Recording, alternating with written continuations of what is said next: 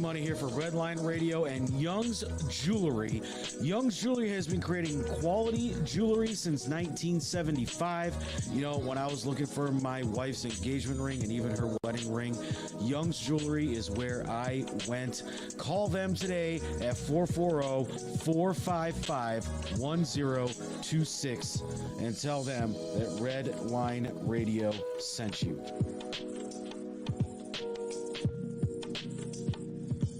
Redline Radio LLC is proud to partner with Growing Wings Adult Services for the creation of our brand new state-of-the-art production studio. Growing Wings Adult Services has been assisting adults with disabilities in the Northeast Ohio area for the past 5 years. For more information on how Lisa and the team at Growing Wings can assist your family, you can contact Lisa at 234-334-7547 today. Again, that's 234-334-7547. If you love high-octane, pedal-to-the-metal pro wrestling action, then look no further than Redline Pro Wrestling. Stay tuned for news coming in 2022. What's going on, everybody? Do you own your own small business? Do you want to get more advertising? Check us out at Redline Radio LLC. We are always accepting brand new sponsorships to get your business more recognition.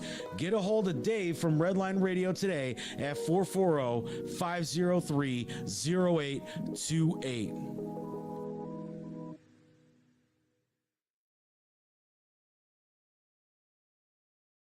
This is really gross, but dirty trash cans can pose a serious health risk to you and your family. The pungent smell can attract rats and flies, not to mention maggots, both of which can contain dangerous diseases transferable to humans. Your dirty trash can is susceptible to harboring dangerous bacteria. Contact Brandon at Fitz Trash Bin Cleaning today at 440-752-1533 or find them on Facebook. Veteran owned and operated and eco-friendly. Again, call Brandon at 440-752-1533.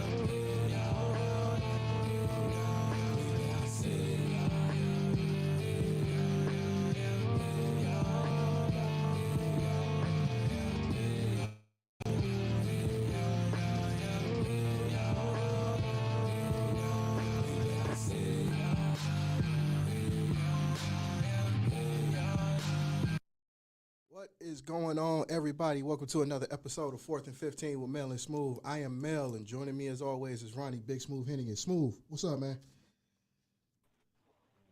Not a whole lot, Mel. You know, coming through from Columbus, Ohio, man. Wish I could be there with you, brother. What's going on with you? Ah, man, it's cold as shit up here, so you left at a good time. Like, this wind is It's very freezing disrespectful. here. We have snow. Other than that, we had a good weekend. A good start to the weekend. It went from spring back to winter in like 0.2 seconds. Man. Yeah, it did. You ain't never lied. All right, before we go any further, as always, we got to shout out our sponsors. So first shout out goes to Crystal Clean Cleaning Services. If you're not clean unless you're crystal clean, give Crystal a call today at 440-506-1355. Schedule your appointment today. If you mention Redline Radio, you get 10% off. So go on ahead and give Crystal a call. Redline Pro Wrestling will be starting up this year. So stay to Redline for more details on Redline Pro Wrestling. And most importantly, this show is brought to you in part by Uncle Rico's Quarter Mile Challenge. With the draft coming up, you want to get your quarterbacks in shape. You know, Uncle Rico's Quarter Mile Challenge is where it's at. All right. We do got a lot for you guys, so we're gonna try to speed it up today. First off, we're gonna start with soccer. Lee, cue that if you don't mind, cue that Cleveland Crunch up. The Crunch, for those that don't know, the Cleveland Crunch, they've been back since last year. They won the championship last year. This year, they are beating the brakes off of everybody. And when I mean beating the brakes off of everybody, I'm not joking. They just won in Muskegon against the Risers last weekend, 16-4, wrapping up the division, even though technically they won it a couple weeks back in Chicago. But it was secure now after the win against the Risers. They play the Cincinnati Swerve tonight. Is that breaking news? Yeah. Not breaking news, but it's close enough. I hadn't heard that yet. Oh, dude, they've been back since last year. No, not the Crunch. I'm talking about Amari Cooper. Well, Amari Cooper. What's going on with Cooper? They just said he was traded to the Browns. Are you serious? Yeah, it says My says Amari ESPN Cooper. didn't go off on that. Hold up. What the It hell? just happened like a minute ago. It says the Browns get Amari Cooper Who dropped this? and a 6th-round pick. Adam Schefter. Adam Schefter? Oh, shit. Yep, Adam Schefter and Ian Rappaport. Oh, wow. They got That's legit, Cooper. bro. All right, so what I'm seeing right here, Josina Anderson first reported that the Browns were working on a trade for Cowboys wide receiver Amari Cooper. Schefter confirms that the Browns are trading a 2022 5th-round pick and 6th-round pick for Cooper and a 6th-round pick. That's That's a steal. oh my If God. you think about that, that's a steal. Hang Oh, on. we gotta say this now. We got music Okay. for this. Hang on. Yeah, do it. Shit. Yeah, we come on this now. Right.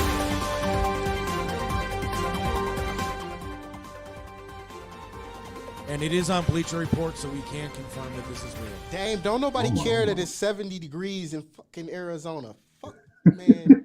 Go to hell, Dame. Go to hell. Nobody give a shit. Oh man. Wow. So, That's a steal. You think about that. All right, so we're going to skip soccer. We'll come back to soccer because this is breaking news. When you think about this, that's a steal. Yeah. That is a yeah, it is. out and outright steal. Like, there is no way. There's no way you could have pulled that off any other time. So here's what's crazy about it. I remember when they were talking about this, and it was like really the last couple of days, right? And they were saying how we did discuss Cowboys, yeah, because the Cowboys didn't want to give up anything. I'm like, not give up, but they didn't want to ask for anything less than a 3rd or 4th-round pick. So to hear they were able to actually part ways for 5th and 6th, Well, they were and going to take still a cap give hit with Cooper, weren't they? A big one. Yeah, they were going to take a cap Yeah, hit. So yeah. I think I think they didn't have a choice on this one. I'm not going to say they didn't have a choice, but it's either that or take the cap hit. So I think the Browns panned out pretty well, and I think the Cowboys panned out pretty well. 'Cause normally, I wouldn't condone anybody doing any kind of deal with the Cowboys, but here we are. Man, this is immediate. Okay, so here's the thing. With this happening, right? I saw because we know the amount that Amari is supposed to make next season. So with that, and we already knowing that we probably won't be able to re-sign Clowney, what does that do with the whole Jarvis situation? I think Jarvis stays now, to be honest. And here's why I think he stays. I think he stays because now there's no pressure on him. If he has to take a restructured contract, I think the money still stays. I think it'll just be an incentive, which is what they do for most contracts anyway around this time. So I don't think they're going to be missing too much. You still got DPJ. True. You do got Schwartz. Yeah, Mitchell Schwartz. Yeah, you got Schwartz. And then if Jarvis is, I'm not going to say this is the end of the road for him because clearly he's still got a lot left in the tank. What I'm going to say is I think he sees what we've all been seeing from the Browns the last 2 years, which is they're starting to try and push the rest of the AFC North. So when they did that and made the playoffs last year, or like the year before, I think it put a lot of teams on notice that they're trying to, they're trying to right the ship, because for the last 20 years, it's been a clusterfuck. And now it's, all right, we sick of this shit, so let's go. So now I think it's in his head now. I think it's in his head that, all right, they made this move after Odell leaves. They make this move to get another number one receiver. And in the AFC North, you need that. You definitely need a number one receiver. Not saying Jarvis couldn't do it, but Jarvis is a slot receiver. Let's call it what it is. A lot of pressures on him in the North, especially the way Pittsburgh and Baltimore plays defense. So I honestly think with this move, I think he stays. I honestly think he stays. No, I agree with that too. I think for me, the issue is that I feel like Jarvis definitely going to take a cut if he needs to, and he can get it back with incentives as well. It's the same thing that Conklin did. He took a cut the same way, $4 million in the back. So I think he'll do it because in bringing in Cooper, that makes sense to do so. Well, could I'm this have not been the sure plan? that. Could this have been the plan? Like, we knew that Cooper was leaving Dallas one way or another. So True. with them convincing Conklin to take a pay cut, could this have been the plan to bring Cooper in? I think so, but I'm wondering now, do you even keep Cooper? Hell no, you get rid of his ass. Right, that's what I was getting at too. Hey, look, let's look at the reality of this. Let's look. Cause Lee over here fucking me up. I keep hearing my. Yeah, we're getting a report on Facebook that there's an echo, so I'm trying to see if there actually is one. Okay. Well, let's look at the reality. The reality is with Hooper and Bryant. Bryant was drafted, so there's no worry with Bryant. Right. All right. He's on a rookie contract still. With Hooper, what did you need with him? I get it. You needed another tight end in case Njoku went down. But over the past 3 years, Njoku has improved dramatically. True. The drops have become less. The drops have become less. The big plays are there. He's become more dependable on third down. Even though he still has some hiccups, it's still been dependable Njoku. It's not Njoku from the University of Miami, where if he's open, there's no guarantee he's going to come down with it. This Njoku has put the work in, and he's basically been more productive than Hooper over the last 2 years. So, why do you need him? I think it's because he's not wearing headphones. Well, we live, so we can't do too much about it. But yeah, why do you need Hooper at this point? Like, you just literally wasted money with Hooper.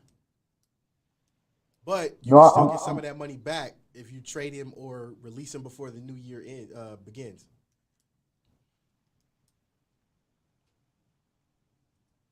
Yeah, so the thing for me is that with regards to Hooper, the thing is, like, I get it. He was somebody that you brought in, and like, okay, let's go ahead and check it out. Seeing how well he did with Matt Ryan, it makes sense. But it's not the same team either. Right. And I think that with someone that's run first, or you have someone that is not really utilizing his tight ends in the same way, or there's more of like a scheme where he has to actually block. Because in Atlanta, he didn't have to block with a bump and run type of situation. And you can get open really quick. Well, and in those divisions, play different football than us. Right, different thing altogether. In those divisions, they didn't have the same level of like linebacker play and guys that cover those guys in the middle like that. In the North, man, they're gonna challenge those tight ends. It's just a harder to keep up with them in the red zone, seeing tape and stuff like that. But it's just different. Like, you're not gonna go vertical with Hooper as much as you would with like Njoku and some other people in this current scheme. But you can't because those are two different styles of player. Like Right. Njoku has speed. Hooper does not have the speed that. Oh no, definitely not the same. Yeah, Hooper doesn't have breakaway speed. He's a great route runner. He's got great hands, but he sucks at blocking. If you ask me, that's just me personally. Everybody else may feel different, but me watching Hooper, and not only that, Hooper's injury prone at this point. True, Like, true. You got to sacrifice something, and right about now, I'm sacrificing Hooper because there's a big upside to Njoku. So if I got to choose Hooper or Njoku, I'm choosing Njoku because, the production value is there. Not only that, he said he wants to stay. So Right. obviously in-house, they know what's going on with the plan. And the plan outside of last year with Baker getting hurt and everybody getting hurt, I attribute some of that to not playing in the preseason, getting those reps in. But again, outside of that, I feel in-house and behind the scenes in the locker room, they know what's about to happen, and they have bought in. All right, breaking news: the Browns just announced that the trade is complete. Oh, shit. Oh, there you have it, folks. Amari Cooper is now officially a Cleveland Brown after spending, 3-4 years in Dallas? Well, him and Dak almost came to blows last season. Well, what is that, the T.O. situation 2.0? T.O. and McNabb? Yeah, and Ryan Neff, our co-host from Crank It Up, said on here too, Dak and Amari had a confrontation after the San Fran game. Amari was done after that. Well, Dak, you brought it on yourself, bro. Hey, I got nothing on that. On that one, I got nothing. I didn't even know that was a pair. I saw him arguing over, the San Fran game on the sidelines as it was coming to an end, but that could have been anything at that point. Now that we know. Think about that, though. I mean, how bad does that look for the Cowboys that their organization is just slowly falling apart on major levels? That's Yes, Jerry. unfortunate. That's Jerry, though. Jerry, whatever brings money in, Jerry does not care. All right, let's. Well, he hasn't. Wow, he hasn't had WrestleMania there in how many years? A couple, and they're actually going to be there this year. Oh, that's right. They are in Dallas this year. Yeah. Because Kevin Owens keeps bitching about being in Texas. Well, I mean, who wouldn't? I mean, but outside of that, let's keep in perspective. Jerry runs that team from the top down. Jerry is owner. Jerry is GM. Jerry is your mama, your sister, your cousin. So whatever he says is gonna go. So he just paid Dak all his money. So who do you think is gonna get left out? Let's be real. Yeah, he did go all in on that. For sure. Yeah. Yeah, he did. Yeah, he did.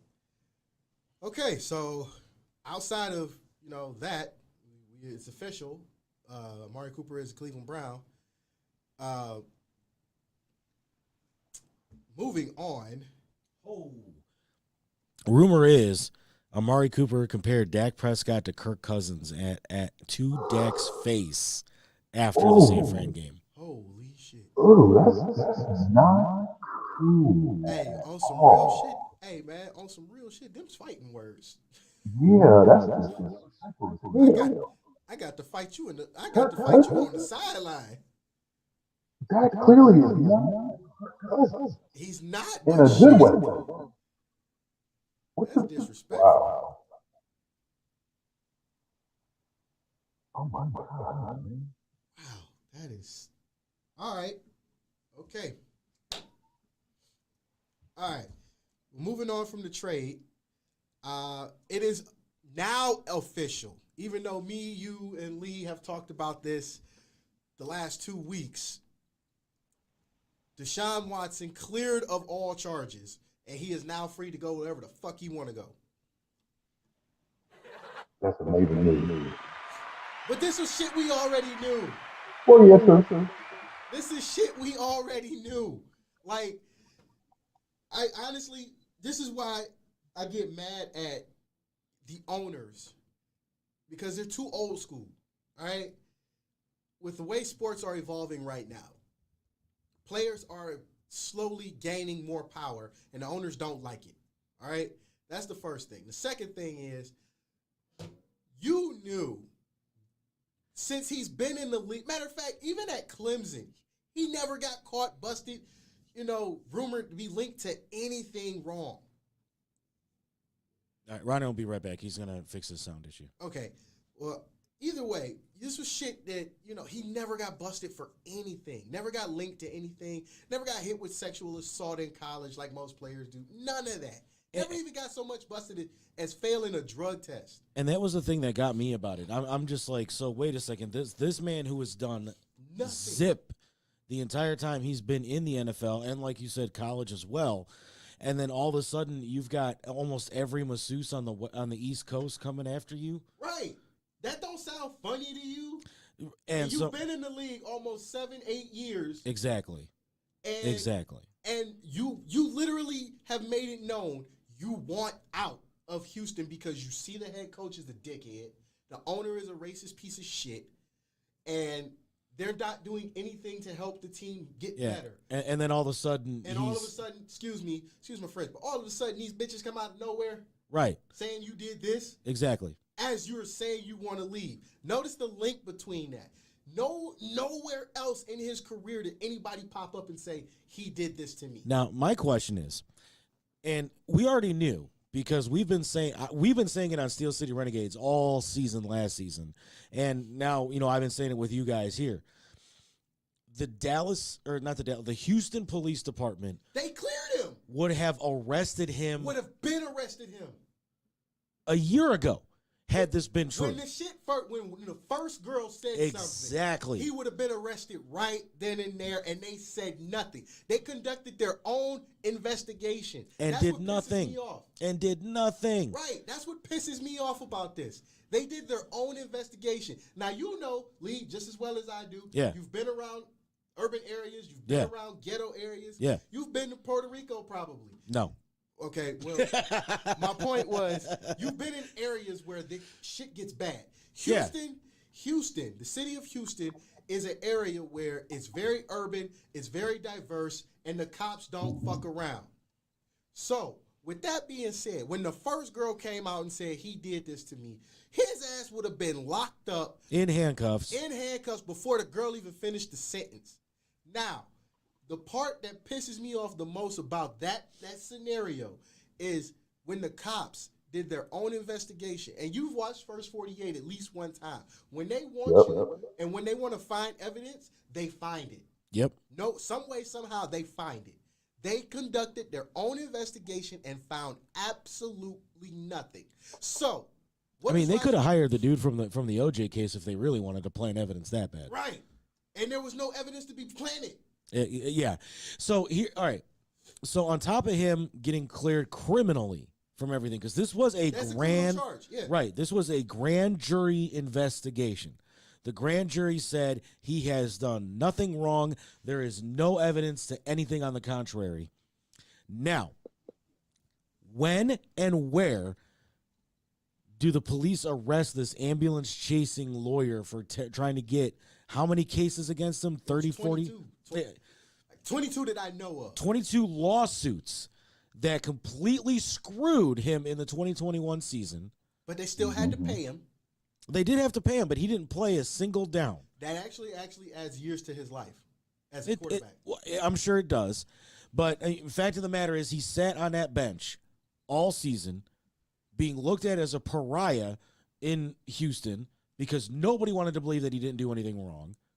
Meanwhile, you had teams like the Steelers and you had all these other teams that were like, hey, his trade value is nothing right now. I'm talking about back then. Oh, yeah, back then. But now it's high. Yeah, your trade value is nothing right now. We will trade you this, this, and this to take him off your hands. We'll put up with the bullshit if the bullshit comes down. And they would not budge. Nobody moved. And then, I ain't going to say this pisses me off. This is the icing on the cake. Roger Goodell conducts his own league investigation. And finds him innocent. And has no choice. It ain't he found him innocent. He knew he was fucking innocent. Well, yeah. He knew it. This was another blackball move. In my personal opinion, this was another blackball move because a player publicly spoke out about what he saw with his franchise. He didn't like what was going on. What player would stay quiet if you literally see your coach is a dick, your owner's a piece of shit? Why would you stay quiet? You got to say something. On top of that, he didn't even say nothing bad. All he said was, "I want out." Yeah. He didn't say nothing bad about wait anybody. a minute. I mean, but look at it. I mean, then you had the JJ. right way. You had JJ leave. JJ left. You have all these other players. Clowney left. Yeah, you have all these other players asking to be taken out of that organization. But then the star of the franchise, you don't want to listen to him. But here's the bad part about this. You just mentioned J.J. Watt. What color is J.J. Watt? What race is he? White. J.J., like Deshaun, was the star of the franchise on defense. Yeah. He said the same thing. Why didn't you bust his ass? Where are all the masseuse bitches at for him? But he's a Watt. He's got brothers that would come to his aid that can. Doesn't matter where they at. Yeah. Well, no, you're 100% right. But Clowney left. Clowney left, and he ended up in Cleveland. He actually didn't have a bad season last year with Cleveland. He probably won't stay, but he did not. But well, they were just talking about this on the Talking Heads from our area today on the way here. The price tag on him might be too much. That price tag gonna drop, bro. You too much of a liability injury wise. And that's liability. Injury wise, I can't trust you to stay healthy. Like you were hurt during the season. He was hurt. He did. You want the long term. Yeah. It wasn't that many. But it's enough. Yeah. But he's always been injury prone, and that's actually something that they said before the season. They're like, I don't even know why the Browns are taking him. He's a walking colostomy bag. When he's healthy, he's still productive. Yeah. That's why. Yeah, I think they saw like what he did in Seattle. And saw that he didn't have much injury issues there for that one season. Besides his gamble, and did a 1-year deal, panned out. But unfortunately, when you do that back to back, you're gonna want more money, more time, and he's not like old. And Smooth, yeah, you're right. But at the same time, even you know this just as well as I do because you're a defensive lineman yourself. You still got to stay healthy because that's important. Because they swap you in between. You play the middle and the outside. It's not like you play just the outside. You play middle and outside. So now that you play two different positions, your liability is going up. So you have to stay healthy. Oh, yeah, for sure. I personally say, all right, you know what? You can stay, but you're getting this much. So take your pick. Because everybody knows you're injury prone. Everybody knows it. So it's not like we're making anything up when we say you have value, but you're also still a liability. Because who's to say he goes to another team, let's say he goes to Washington. He gets to Washington, steps on a nail. Right? Knock on wood, because I don't want that to happen on nobody. But who's to say that wouldn't happen? Yeah. So hey, I mean, and then they spend and then you know how Dan Snyder spends money. So if Clowney wants that kind of money and Dan Snyder says okay, who's to say that wouldn't happen? Well, they just overpaid for Carson Wentz. Well, there you go. Now, I don't understand that move at all. I don't either. Because Carson, what'd you say, Smooth? What did you say Carson Wentz was? Paper mache? Yep. Paper mache. That boy is. You know what? I can't even say he's glass. It's worse than that. He's the sand that makes the glass. Right, he's the sand that turns into glass. He's the sand before the glass forms. Yep. He just there falls it is, apart. man. We hit him. Well, see. Now here's the thing, man. Here's how I feel about it. If they keep re-signing Clowney, I don't think that they're too bent up out of shape about it because they're gonna try to draft. And if they do that, I'm seeing them maybe going for somebody like Kayvon Thibodeau. yeah. Just saying. If he's That would there, be awesome. That is the If talk. he's But now if that they you have, trade, they might trade up. yeah, Maybe now not that for you him. have, two but- out of three of the elite quarterbacks off the board, too. Mm-hmm. Yeah. There's a lot of teams that are probably going to be scrambling to try to get some QBs now, too, in that draft. Yeah, but the crop of QBs this year isn't that good. It isn't. I mean, you got two QBs that I would consider, especially for our Steelers, who are in a very bad position right now. You know, there's two that I would look. I would look at Malik Willis, and I would look at Kenny Pickett. Other than that, stay away from Pickett's anybody right else. in your backyard, so you should have been eyeing him all year if that's the case. Supposedly, that's what they're doing. But did you hear what Kevin Colburn said today? I didn't get a chance to. I I heard him missed that. talking, but I didn't get a chance to. It was probably something negative, knowing him. Oh, very, very. Yeah, knowing him, it's probably negative. And I'm not one to say anything really, really negative. All right. Per Kevin Colburn about Deshaun Watson, he no longer fits with our QB culture. What? All right. Okay. That's fine. That's fine. But here's the thing. His value is going to go back up because, one, he hasn't played. Oh, the Texans have already said we want like pretty much every draft pick you have for the next 7 years. That's not going to happen. No, it's Nope. not. Nope. It's not going to happen, number one. And number But you see, they're trying to get all their money back for all those women that they paid off to try to get these lawsuits You made. should have thought about that shit. You should have literally thought about that. Because And you got to play him this year. yeah, it's either that. Yeah. It's either that or you got to get rid of him before the new year starts, and it's Yep, vastly approaching. Oh yeah, And it changes it's what they next week. hit on too. But here's my issue with this whole thing, right? I mean, it's like, you know, we had those women that put those accusations out against Ben Roethlisberger after both Super Bowls because they knew that the man was getting a Super Bowl bonus. Right. And they admitted that in open court. I don't care what anybody says. They admitted it in open court. That's why all the charges were dropped. Well, it's a federal crime to be perjurous in court. It is. And then now you have this ambulance chasing lawyer. And I looked him up.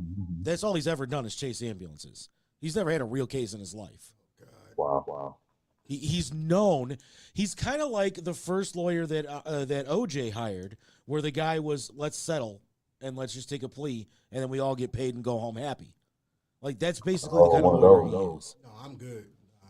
So you have that on top of it. He's the only one that had any kind of information. He's the one that turned all the information over to Houston PD. He's the one that turned all the information over to the league. And, you know, kudos to Roger Goodell for not just believing everything at face value like he always does. And as true as that is, he still fucked this up. Oh, he did. He still fucked this up. He should have done an investigation that looked into the ownership of the Dallas Texans. Why would you not? Why would you not? Not only that, you got to look at the whole staff.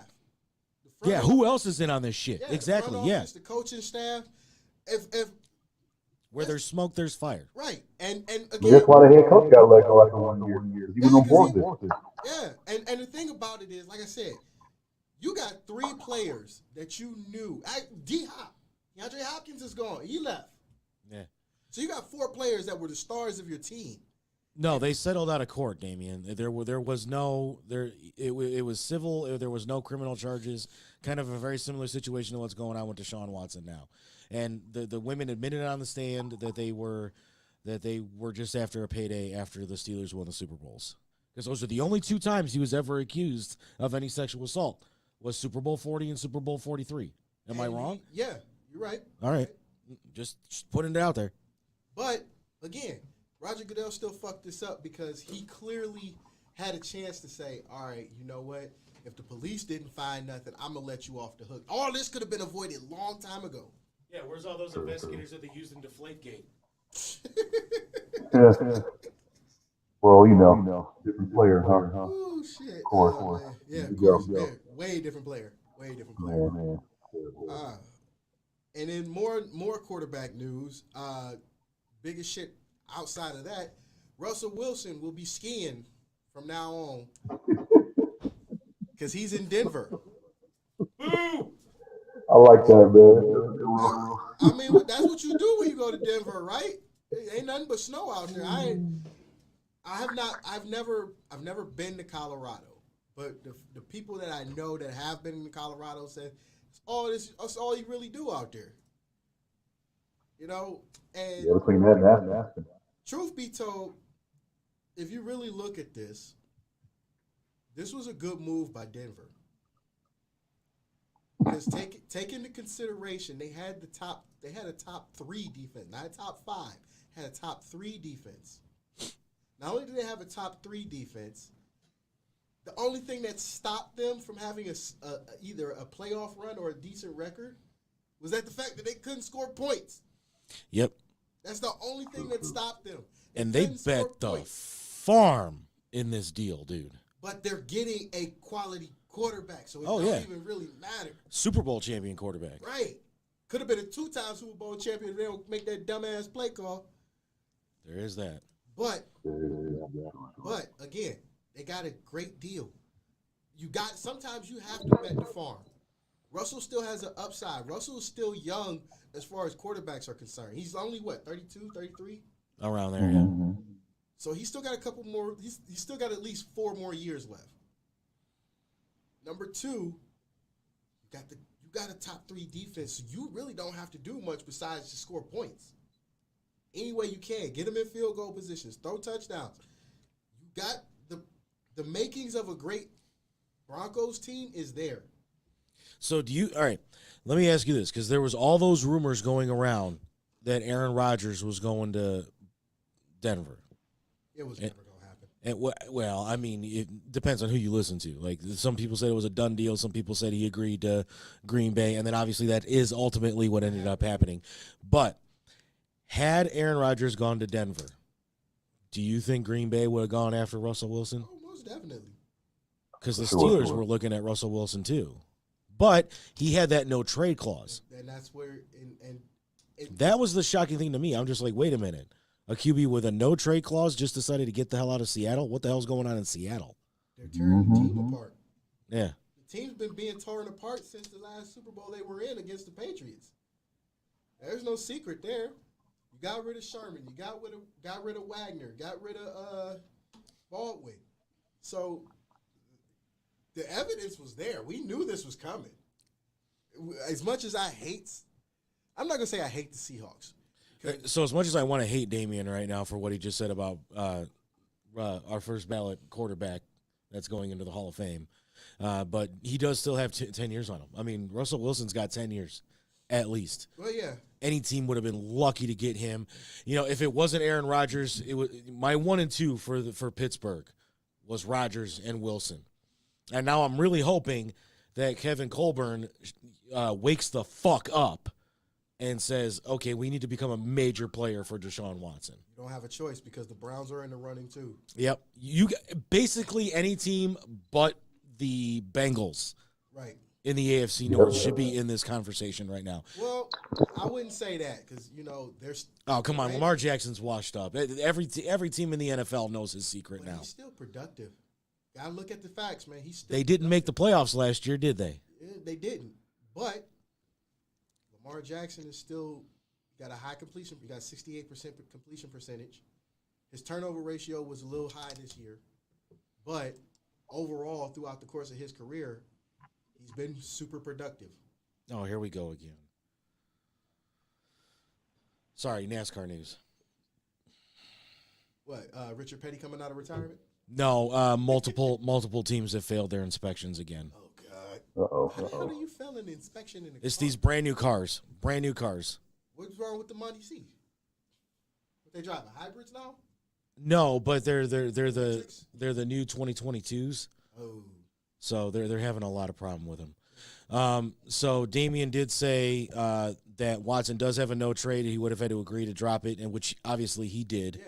Yeah. Ryan Neff, our co-host from Crank It Up, said Denver will now never miss the playoffs with Watson, and moving him wasn't really going to happen without Watson agreeing to it. Wilson, yeah. Wilson, yeah. Well, yeah, I mean, yes, Dan, we know this. This was the same issue you had. You had a fucking no trade clause in semi-pro. I don't know how the fuck that even happens. But he's a smart player. I mean, he ain't that damn smart. Can't beat me in Tecmo Bowl. Anyway. Uh-oh. Wow. Oh, them comments gonna start popping up real fast. Now I'm waiting on them. We had Dame on the show before, man. Yeah, we did. We actually had Dame on the show before. So. Ronnie, this is what Mel just cost. Right, it's about to happen. We know Dame. He's about to start shooting comments. No, we already know each other. I'm waiting on it ain't even gonna be in the comments. It's gonna be on my phone. It's gonna be a whole bunch of. You gonna slide one shit. You gonna be I'm gonna be all types of little shits and motherfuckers. Because he's gonna slide the professional stuff on the show, and then he's gonna be and then when my phone starts going off, it's gonna be a whole bunch of. All right. With this Wilson move though, this does bring me to a point. with the AFC West. You got Herbert now. Oh, they're the powerhouse to beat now. That's where I was getting at. I was gonna say, you think it's time everybody's tired of his Patrick Mahomes' shit now? Here he comes. See? Here it is. It's very professional, Dave. It's very professional. I was waiting on it. I knew it was coming. I told You took you. your playbook and ran with it. I told you. Because I know him. Like when the last game we played, Oh, he ready for it. man, he in Arizona. He ain't ready. He ain't been practicing. The last game we played. This show, not to get off subject, but to show you the last time we played, I literally the last couple times, Rodney Peete in one game had 90% completion percentage. Wow. There you go. Because in real life, Rodney Peete was not 90% completion anything, except when he was at Houston. Man. Okay, Dave.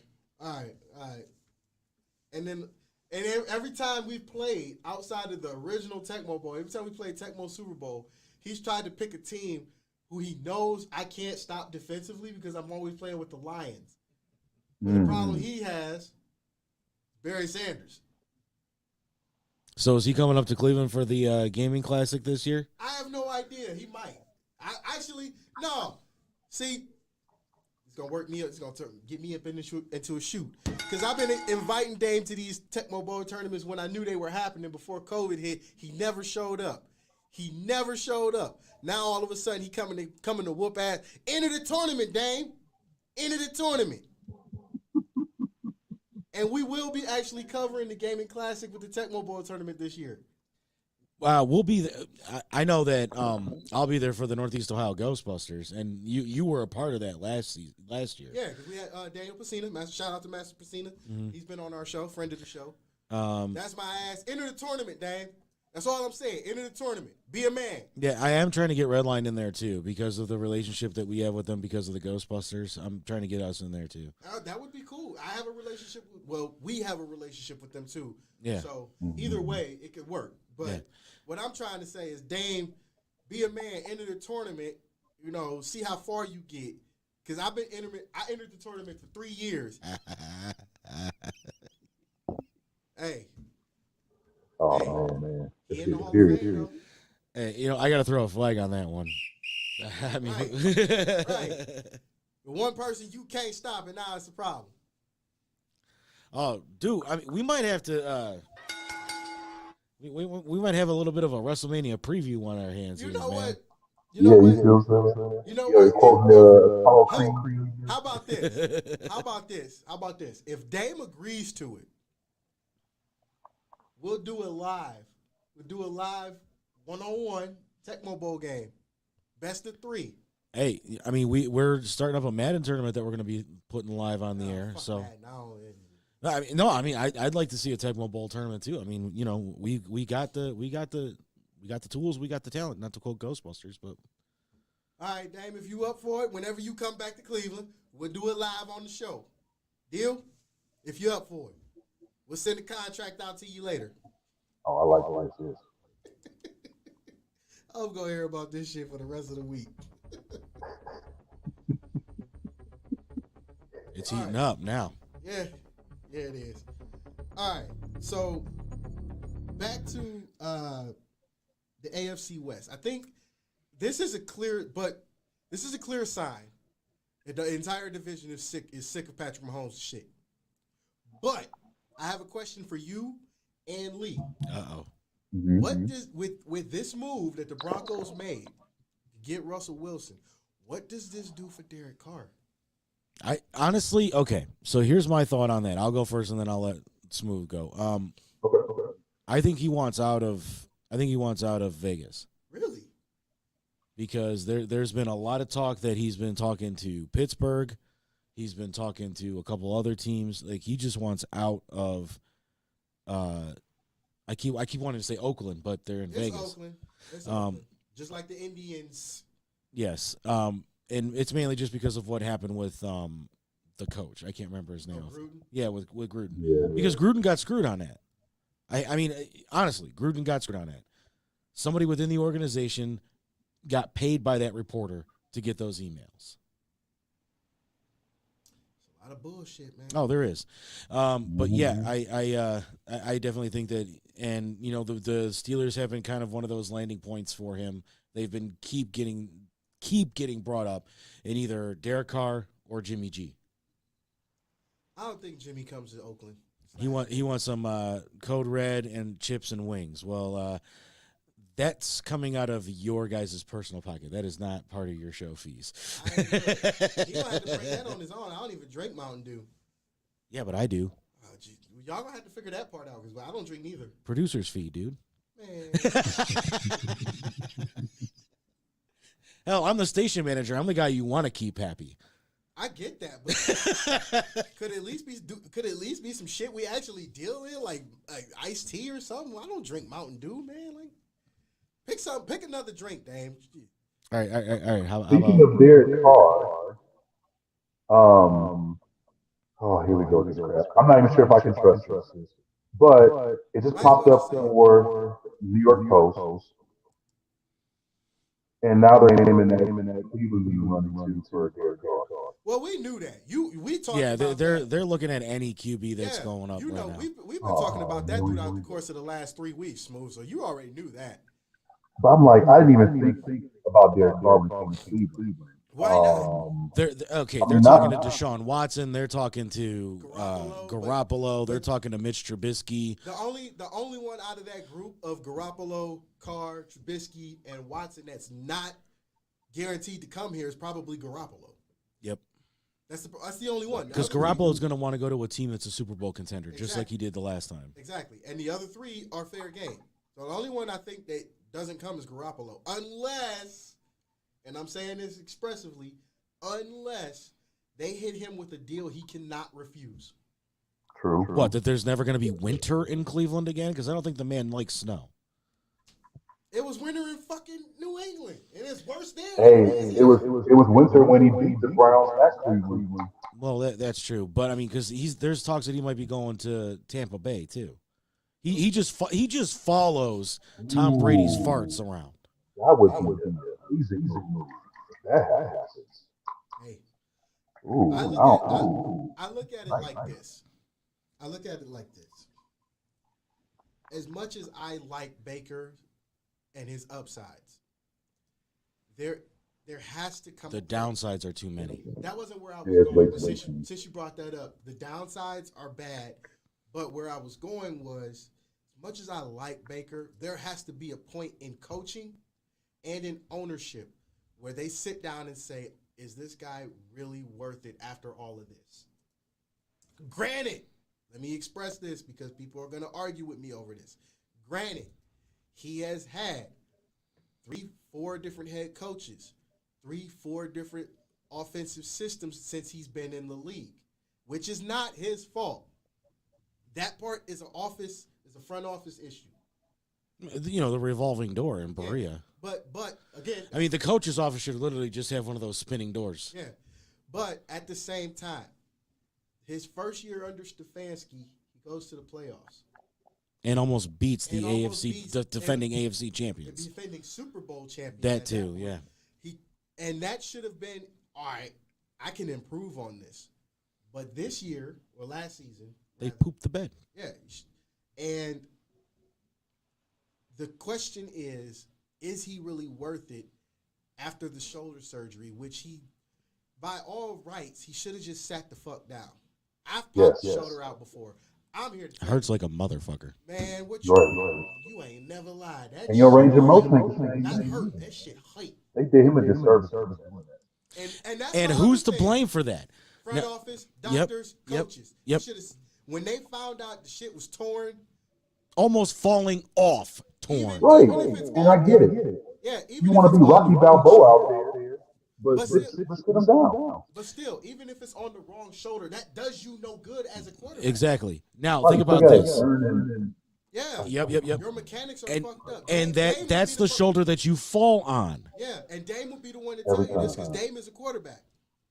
Dame is a quarterback. Dame has hurt himself. Dame has hurt his shoulders. Now, Dave and I went to both Brown Steelers games this year. Assholes. Well, this is before you were signed to the network, so. Jerk. But the one that was here in Cleveland, we actually went and tailgated Right. with everybody.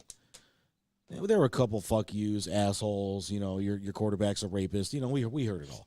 But we actually talked to quite a few Browns fans, obviously, because, you know, we run a show. And all of them were saying that they don't understand why Baker's playing and why they don't put Case Keenum in. Because there was no trust in Case Keenum. That's the Which is simplest crazy answer I because you got. pay all that freaking money. And he's won playoff games, and He has. yeah. He has. And I'm not taking that away from him. But do you trust him? Honestly. Not for a full season, That's for a what couple I'm more saying. games. That- Absolutely. Smooth. That's where I was going with. That's where I was getting at. For an entire season or for an entire duration of a season, do you trust him that much? Throw your love for the Steelers out. Just look at this from a coaching standpoint and a front office standpoint.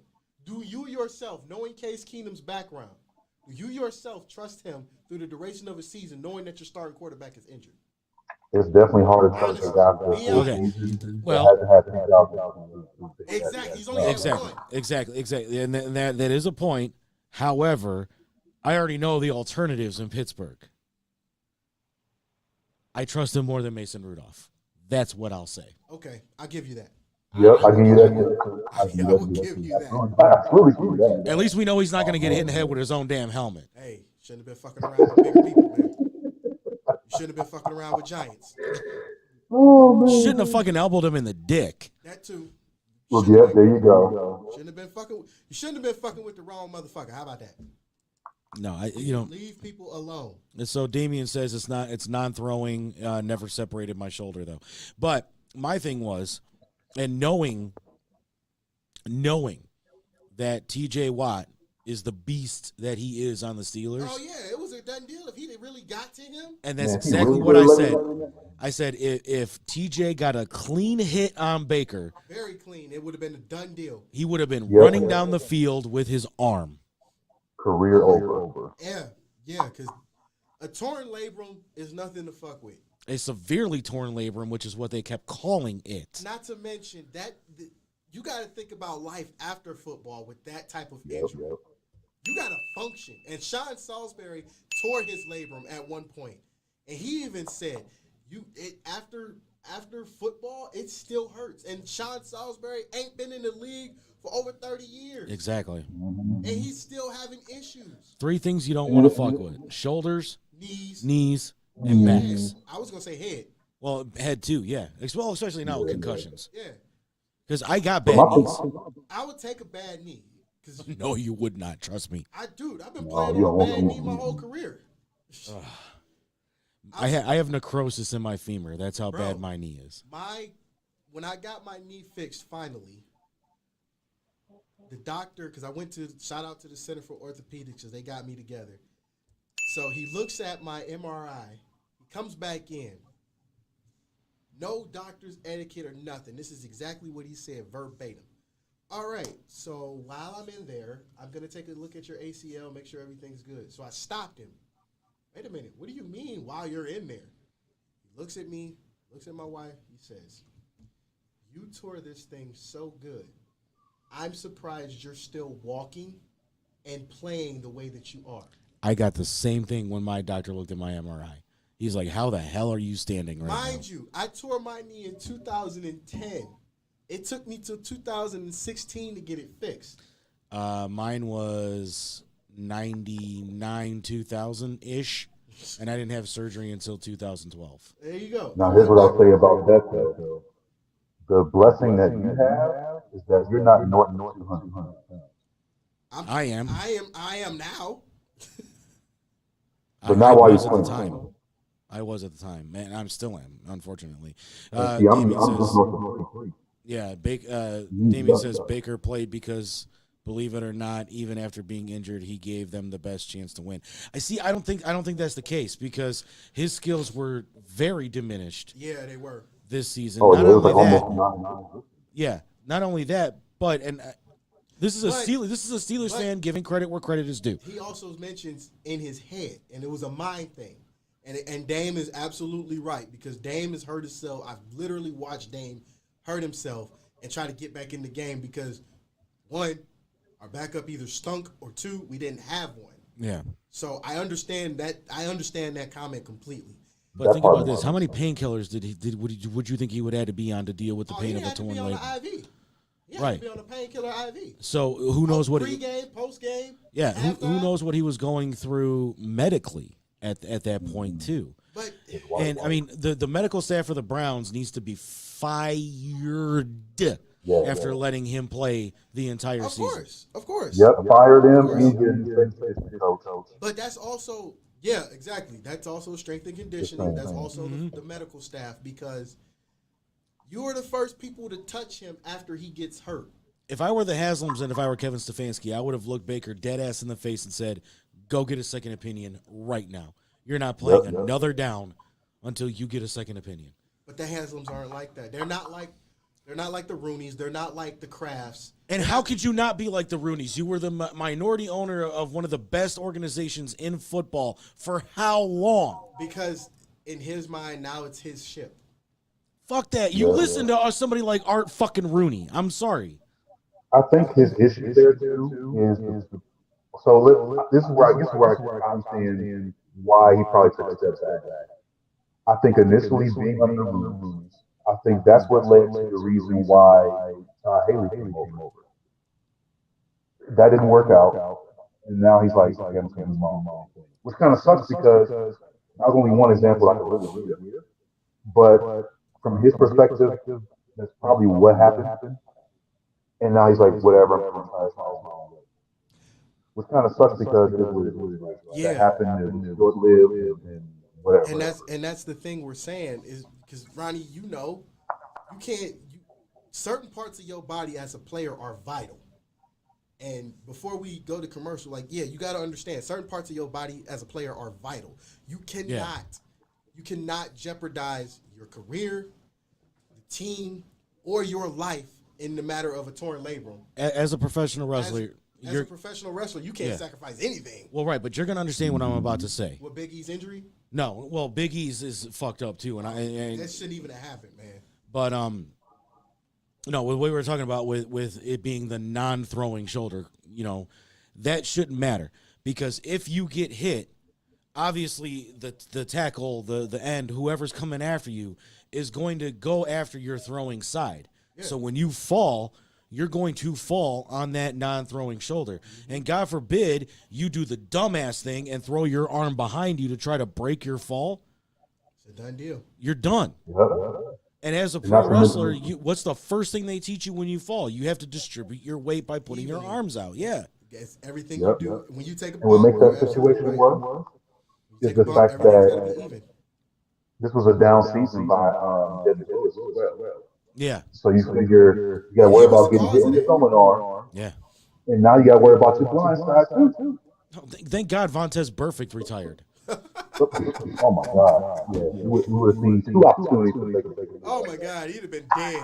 He'd have been dead. Man. He'd have been his burial plot would have been somewhere on the field.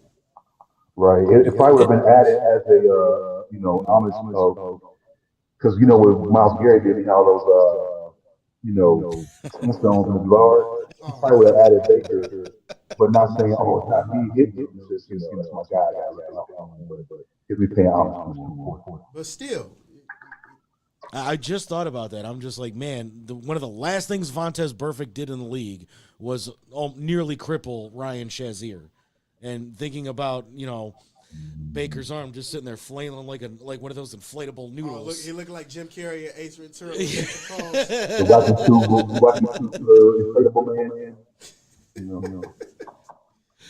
All right. Shit. Break time? Yeah, we're going to go to commercial. But if you guys do want to call in and, talk some sports with us, the hotline is scrolling across the bottom of the screen, 440-444-7251. Attention hotline fans. We will be back And when we come back, we got a lot of other big shit to talk about in the world of sports. So stay with us.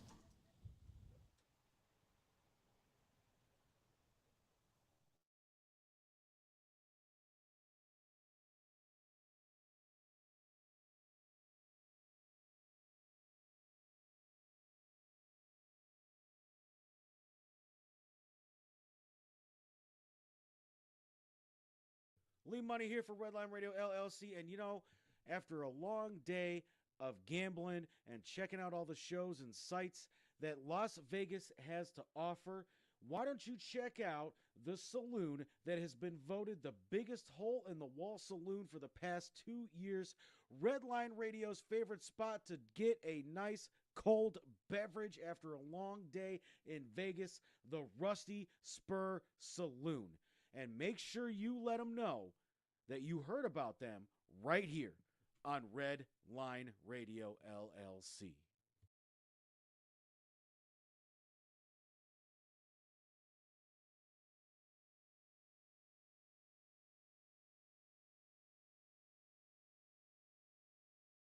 The creation of our brand new state-of-the-art production studio. Growing Wings Adult Services has been assisting adults with disabilities in the Northeast Ohio area for the past 5 years. For more information on how Lisa and the team at Growing Wings can assist your family, you can contact Lisa at 234-334-7547 today. Detroit Auto Parts is the official parts store of Red Line Radio LLC. They have 2 convenient locations on the east side. You can call 216-531-7373, or on the west side, call 216-398-7373. Mention Red Line Radio and receive 10% off your purchase. It's the official home and auto parts store of Red Line Radio LLC. If you need any custom t-shirts, banners, stickers, anything like that made, then you reach out to Incredible Keepsakes. As Diane always says, cherished moments are made to last forever. You can reach Incredible Keepsakes at 440-242-9648 or check out their websites at incrediblekeepsakes.com. And don't forget to mention that Redline Radio sent you. For all of our programming information, you can check us out on all social media platforms. You can listen to all of our great programming and live 24-hour music on the Redline Radio LLC app. You can find it on the Google Play Store, but you can also check us out at redlineradiolllc.com, where we are always live.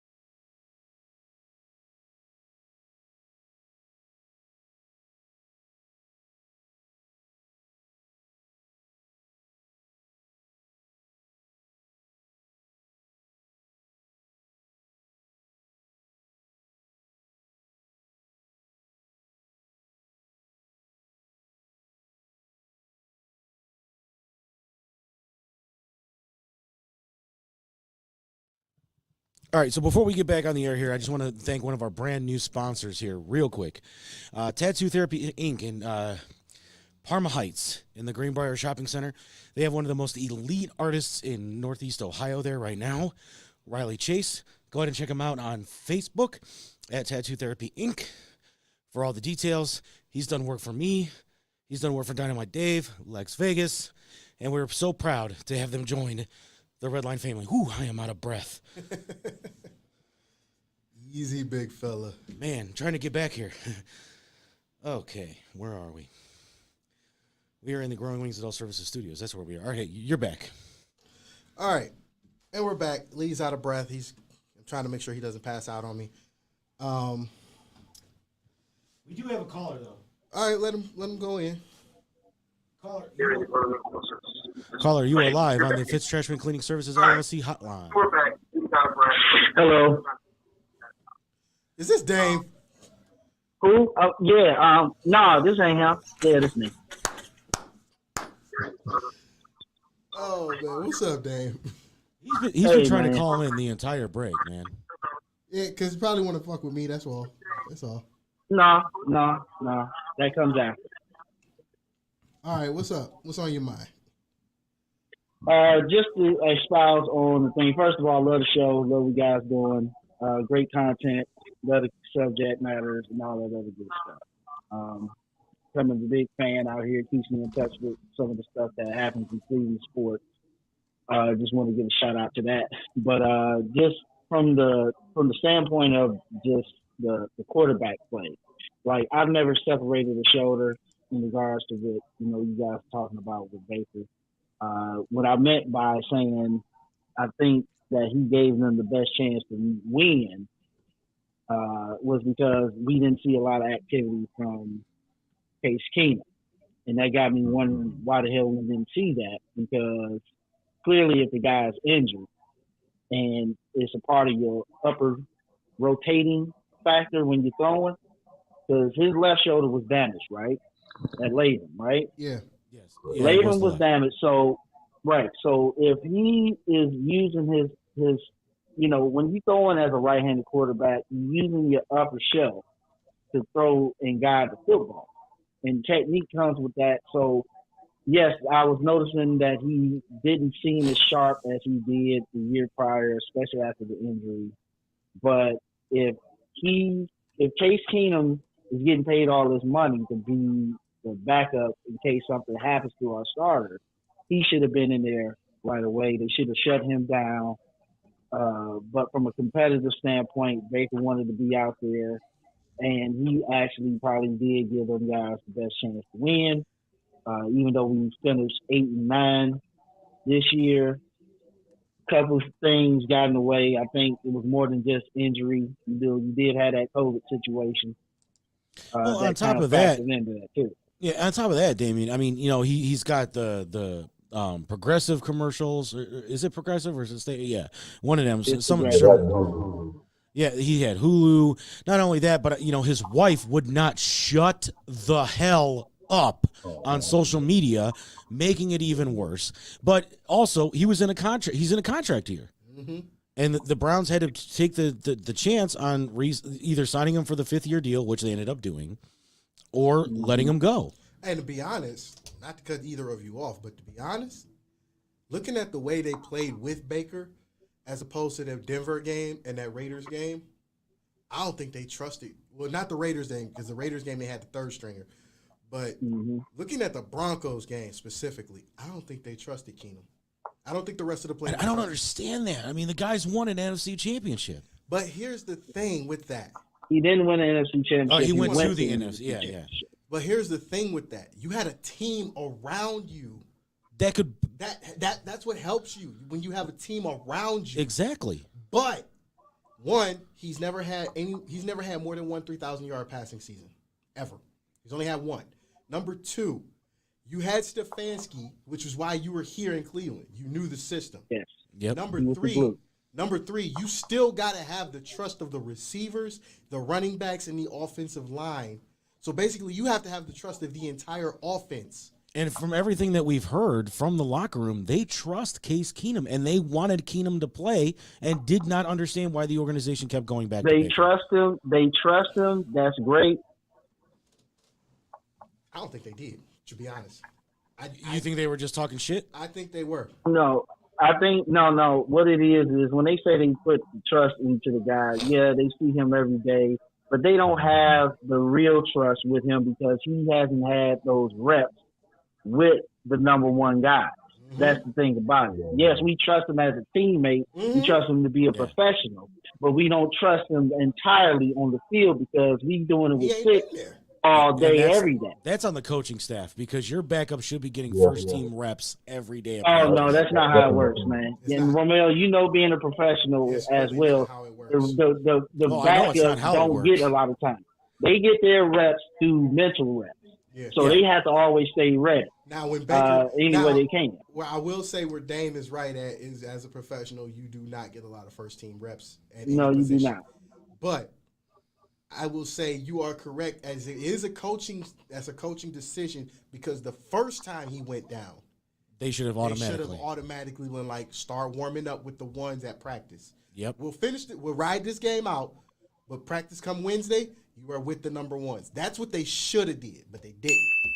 Now How do we know that they didn't do that? Because that's Baker still played. Media is at every practice for the NFL. Yeah, media's at exactly. Mary Kay Cabot is at every goddamn practice at the Browns. 92.3 has Mary Kay Cabot on every Monday, Wednesday, and Friday. He did take first team reps when Baker did went down, but they gave him days off to kind of like settle down that injury. So he did get time with them. But at the end of the day, Baker still played. So obviously them reps didn't mean much. Exactly. And that's why you got to think, too. If you look at that Denver game that Case Keenum got to start, did he have more passing attempts or did we have more run attempts? We had more run attempts. We had Dearness Johnson. Now, here's what I want to interject. You don't have – Oh, Smooth. But think about it. Let's Smooth get his point across, Dan. Okay. It's real quick, though. Let's go, gang. So with regards to that, I question this from a coaching perspective only because in the Denver game, Denver's run defense at that time was trash. And they're like, okay, if we're the number one rushing offense at this time, we're going to pound that rock because we know we can get the yards on you. So it's almost like why even attempt to pass at that point, even though you're playing against a trash run defense. So I kind of question too, like, do I trust Keenum? I don't know. But at the same time, though, if we're going to play against a defense that's that bad against the run, I almost don't even want to risk throwing the ball anyway because I know we can get a bunch of yards on it, which is why Dearness Johnson shined so much in that game too. But I also feel like you still got to move the ball. You can't just eat the clock up, which is what they did. Yeah, you can't eat the clock up. Which is what they did. That's the point I'm making. Which is what they did. It was a short week. Yeah, it was a very short week. And I get it. But at the same time, I'm looking at it from a philosophical standpoint that you still got Jarvis, you still got OBJ at the time. You still can take advantage of the defense from a run game standpoint. Yes, you want to attack teams. That's what good teams do. Attack defenses, offensive teams, excuse me. They attack teams' weaknesses and what they can't stop. But you got to think, too. You're going in the game with your third string running back. You don't have Kareem Hunt and you don't have Big Chubb. But you got Dearness.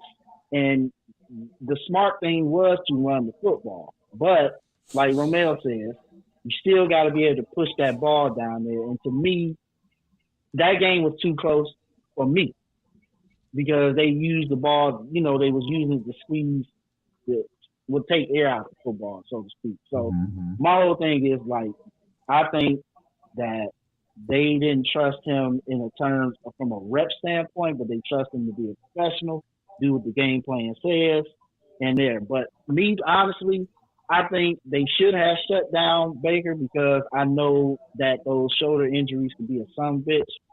Not that I have one, but just, being in the medical field, dealing with those athletes that went through that's a tough deal. And getting hit and, oh, God. TJ Watt. Oh, yeah, for sure. Fuck you, TJ. Fuck you, TJ. Son bitch. Defensive player of the year, man. Defensive player of the year. That's all I'm going to say. You're right. Don't remind me, okay? And that's kind of what I was getting at, too. Well deserved. My thing is, and that's what I had questioned the whole time, right? And I wasn't saying that they were only running for that reason because Denver's run defense was that bad.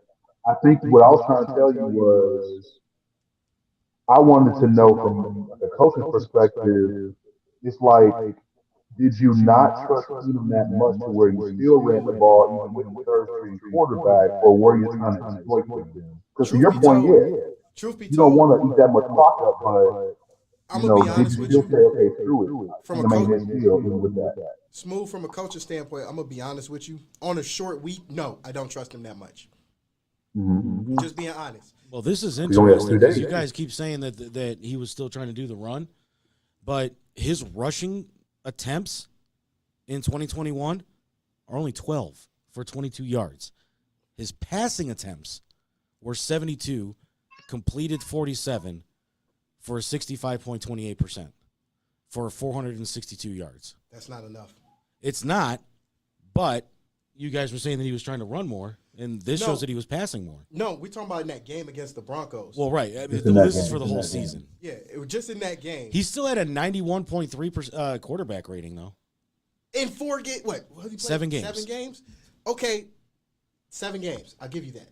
But to smooth and Dame's point on this particular game with the Broncos, short week, no, I do not trust you to throw the ball. They still won that game, though. You still won it, but he's still saying no. Do we trust him that much to push the ball down the field? No, Yeah. I don't. You only have 2 days to prepare. It's 2 days to prepare, and they had at the time they had a better passing defense and they had a better rushing defense.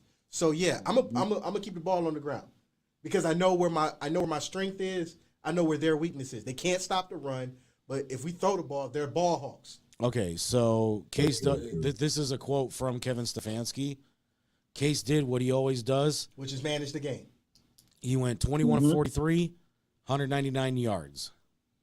He operated the offense, took care of the football, made a huge play on 4th down, did a great job fighting. That's what he does.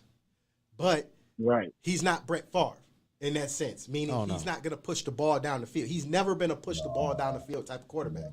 Go back to his days at Michigan State. Like I said last time, when Who went to Michigan State? Houston. My bad. Houston. Okay. Yeah, go back to his days at Houston. Sorry, because I'm thinking of Kirk Cousins. My bad. Go back to his days at Houston. Those offenses are set up to dink and dunk down the field. They pick you apart, and then they'll run the ball. Because now when they see that you're backing off receivers, protecting the 1st down, it's like, okay, now we can start running the ball. That was what the run and shoot was. Mm-hmm. We'll throw the ball 50 times a game, and then when you start backing off our receivers, now we'll run it down your throat. Which is why the Houston Oilers were so productive from 91 to 94, 95. I'll say the late 80s. So we'll go 88, 89 to 94. I would say 89 to 93. Okay, give or take. That's still a big stretch.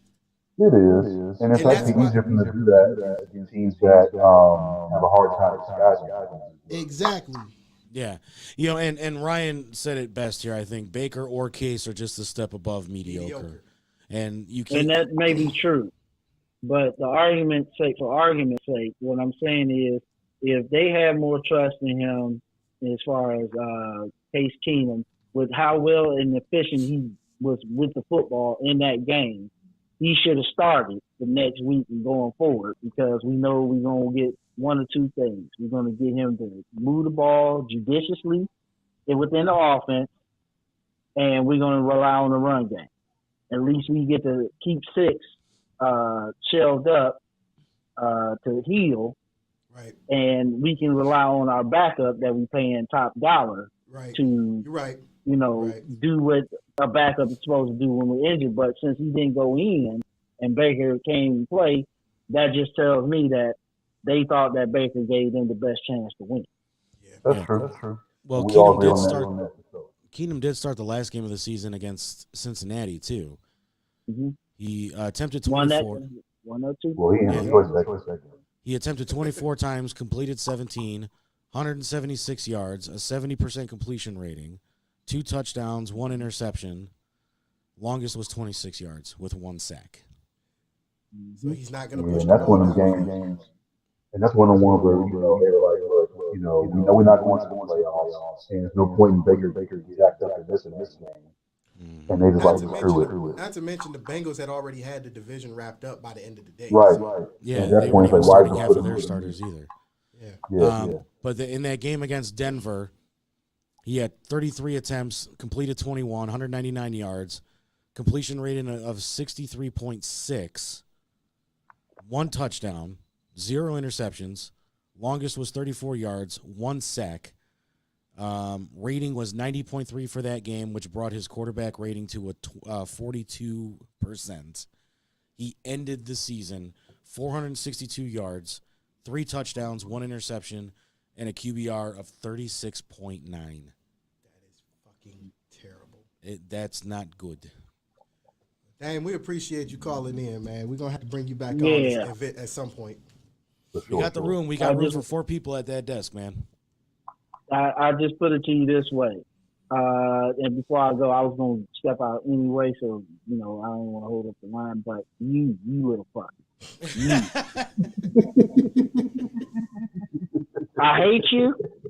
Your booty stank and everything. Don't be bringing up no damn memories. It's bad enough I see that shit in my memories on Facebook as is anyway. And I have been practicing. Okay, even if you have, man, I'm not taking Ramil? nothing. I'm not taking nothing from Ramil, you. I bought a Super Nintendo and Nintendo in together. So I got Nintendo and games. And I get the Power Pad. I love what y'all doing.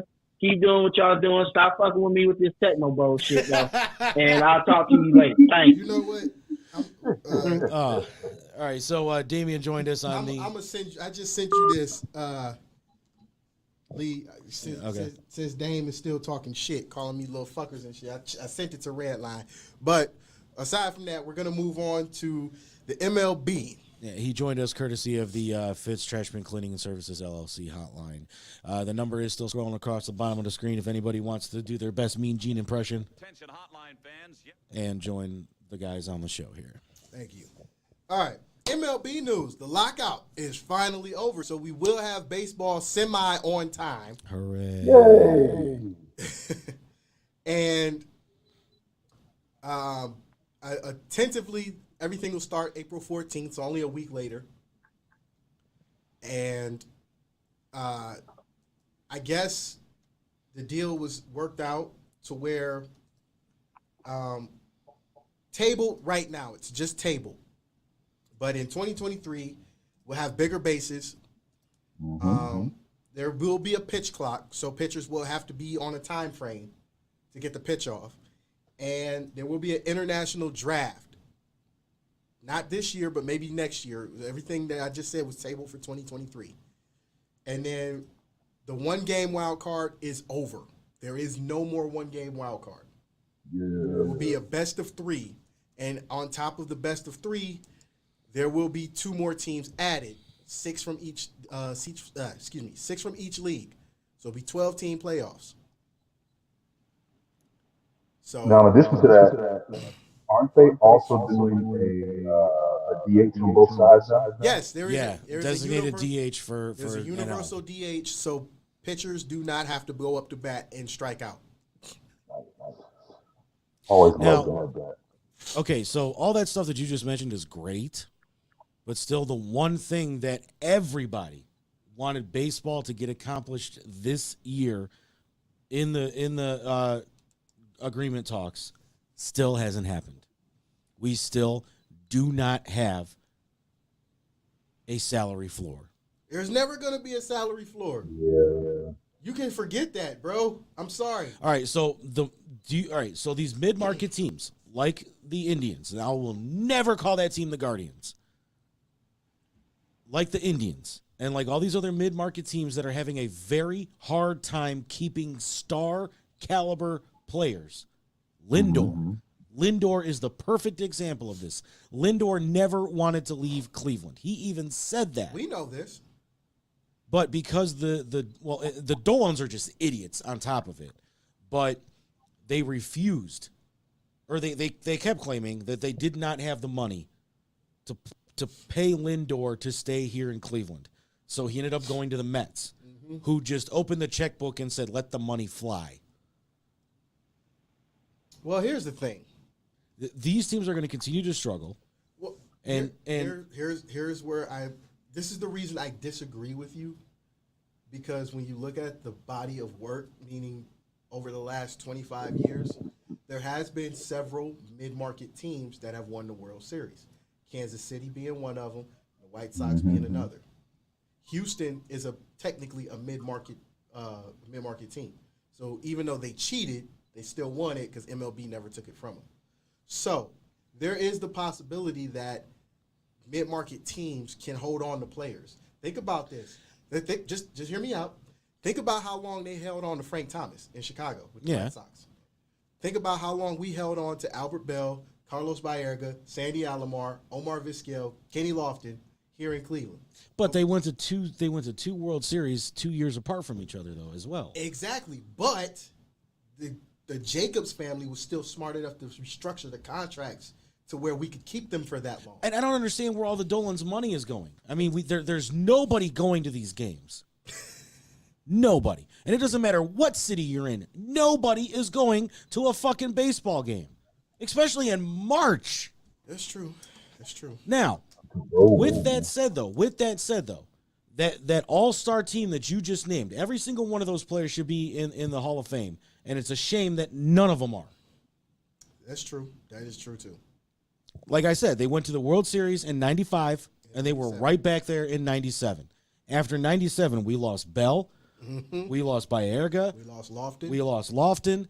So it just goes to show, yeah, okay, great. The Jacobs were geniuses and spent their money wisely. But the Dolans aren't that. The Dolans aren't that family. Let's just for those watching. Here's the bottom line for the Dolan family, which is the people that own the Cleveland Indians. Majority, because they have a new minority owner who wants to spend the money and is actually thinking about buying the team out from underneath them because of all the mistakes that they've been making. That's true. So let me start over then. For those watching, the Dolans that own majority of the team, that's the family who originally outright owned the team. This is their family business. They don't do anything else outside of owning the team. And they're doing a shitty job. But this is why, hear me out, this is why they don't have the money to spend, because this is all they're doing. The reason I'm saying this, George Steinbrenner, when he was alive and he owned the Yankees, he had multiple businesses before he even bought the Yankees.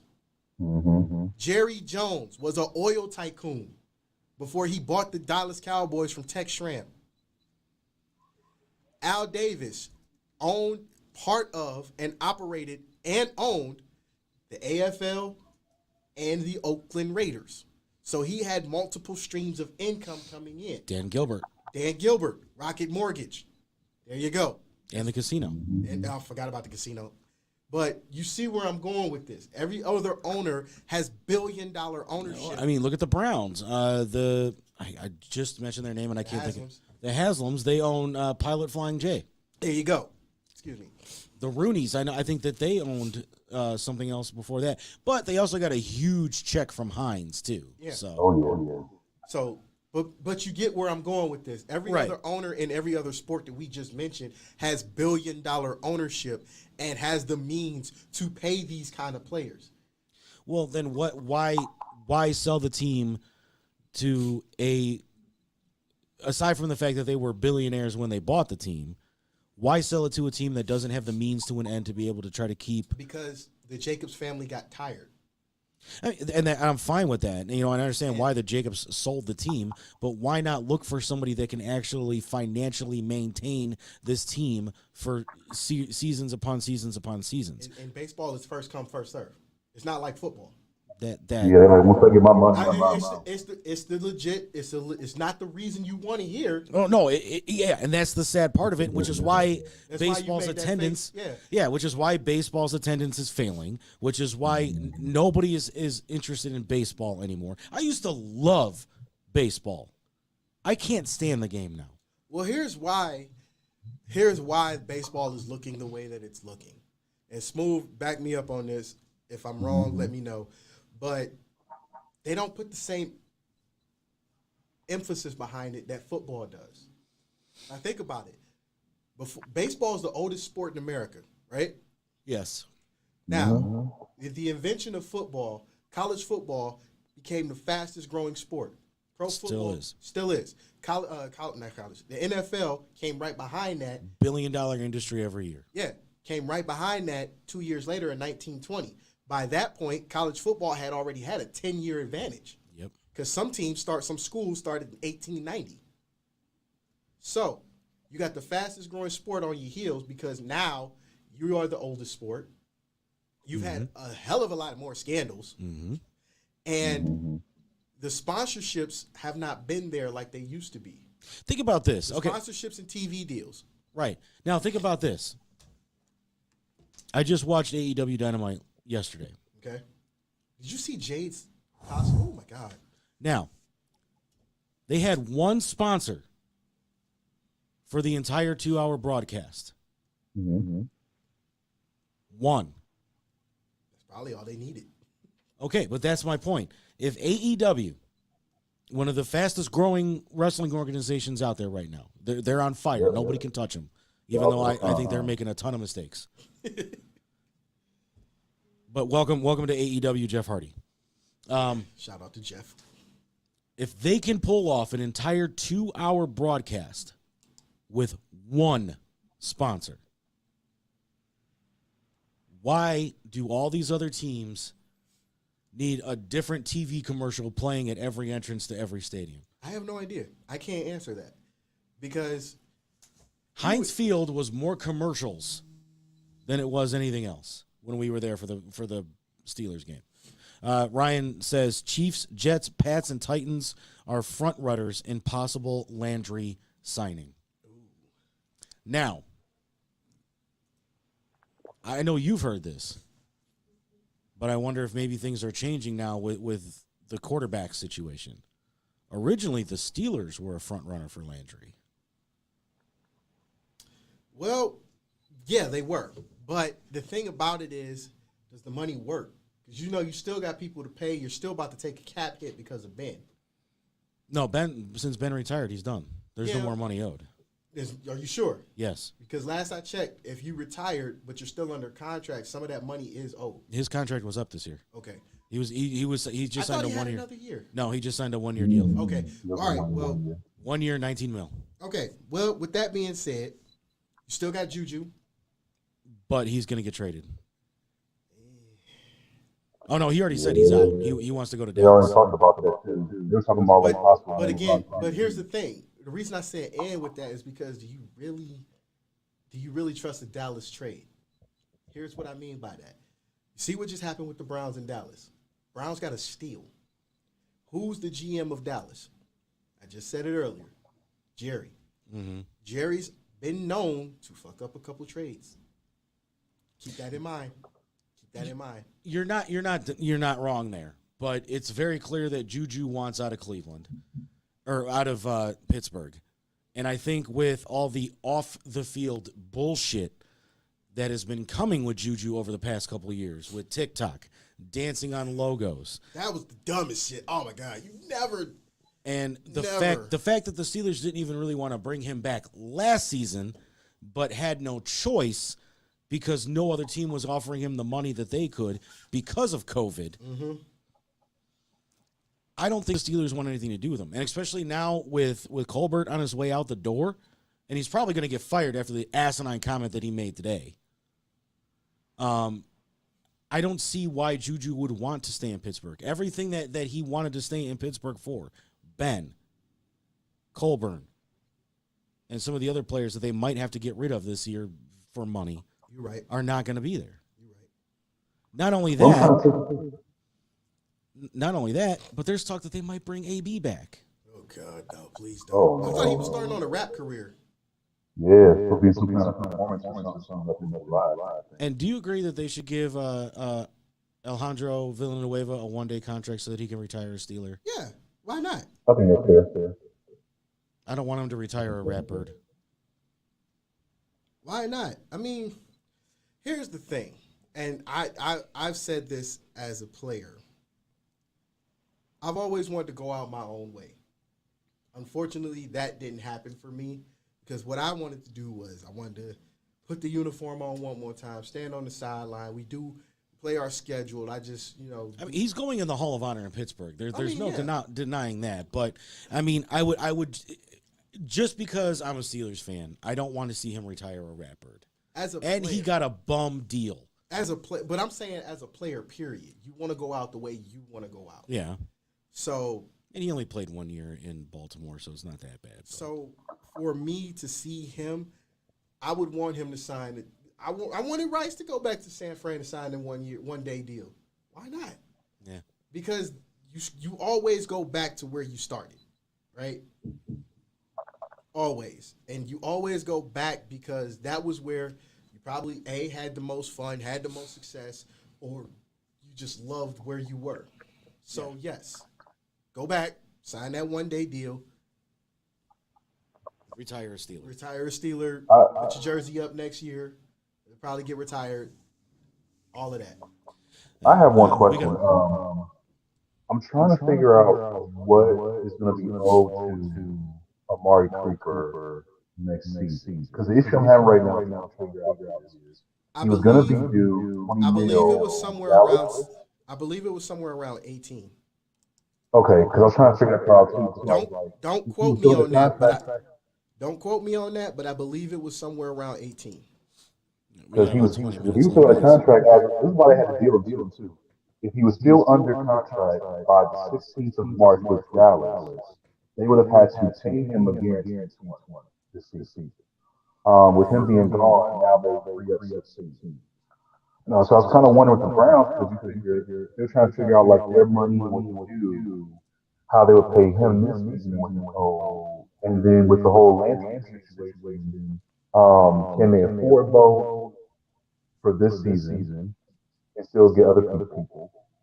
Because they just have to figure out the defensive side as well. So it's a lot of moving parts. It's cool to see. I just kind of wonder who they'll end up with. Let's say, okay, here's the guy we traded for, and now we're just going to do a bunch of guys in the draft. Well, here's the thing. You got to understand, in a trade, you're not signing anybody. You're just taking over the contract that's already there. Right. So it's like, what's that about? Yeah, which is why everybody had a beef with the Odell trade was because that's $90 million you got to pay that man. His contract was originally for $100 million. Who, Odell? No, Cooper. Amari Cooper. Okay. So Cowboys kept things pretty simple when it came to his contract. Total value was exactly $100 million, average $20 million a year. Of that, $10 million came in the form of signing bonuses and incentives, and $40 million fully guaranteed overall.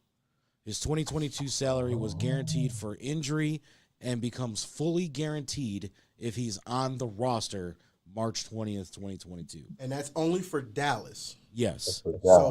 So that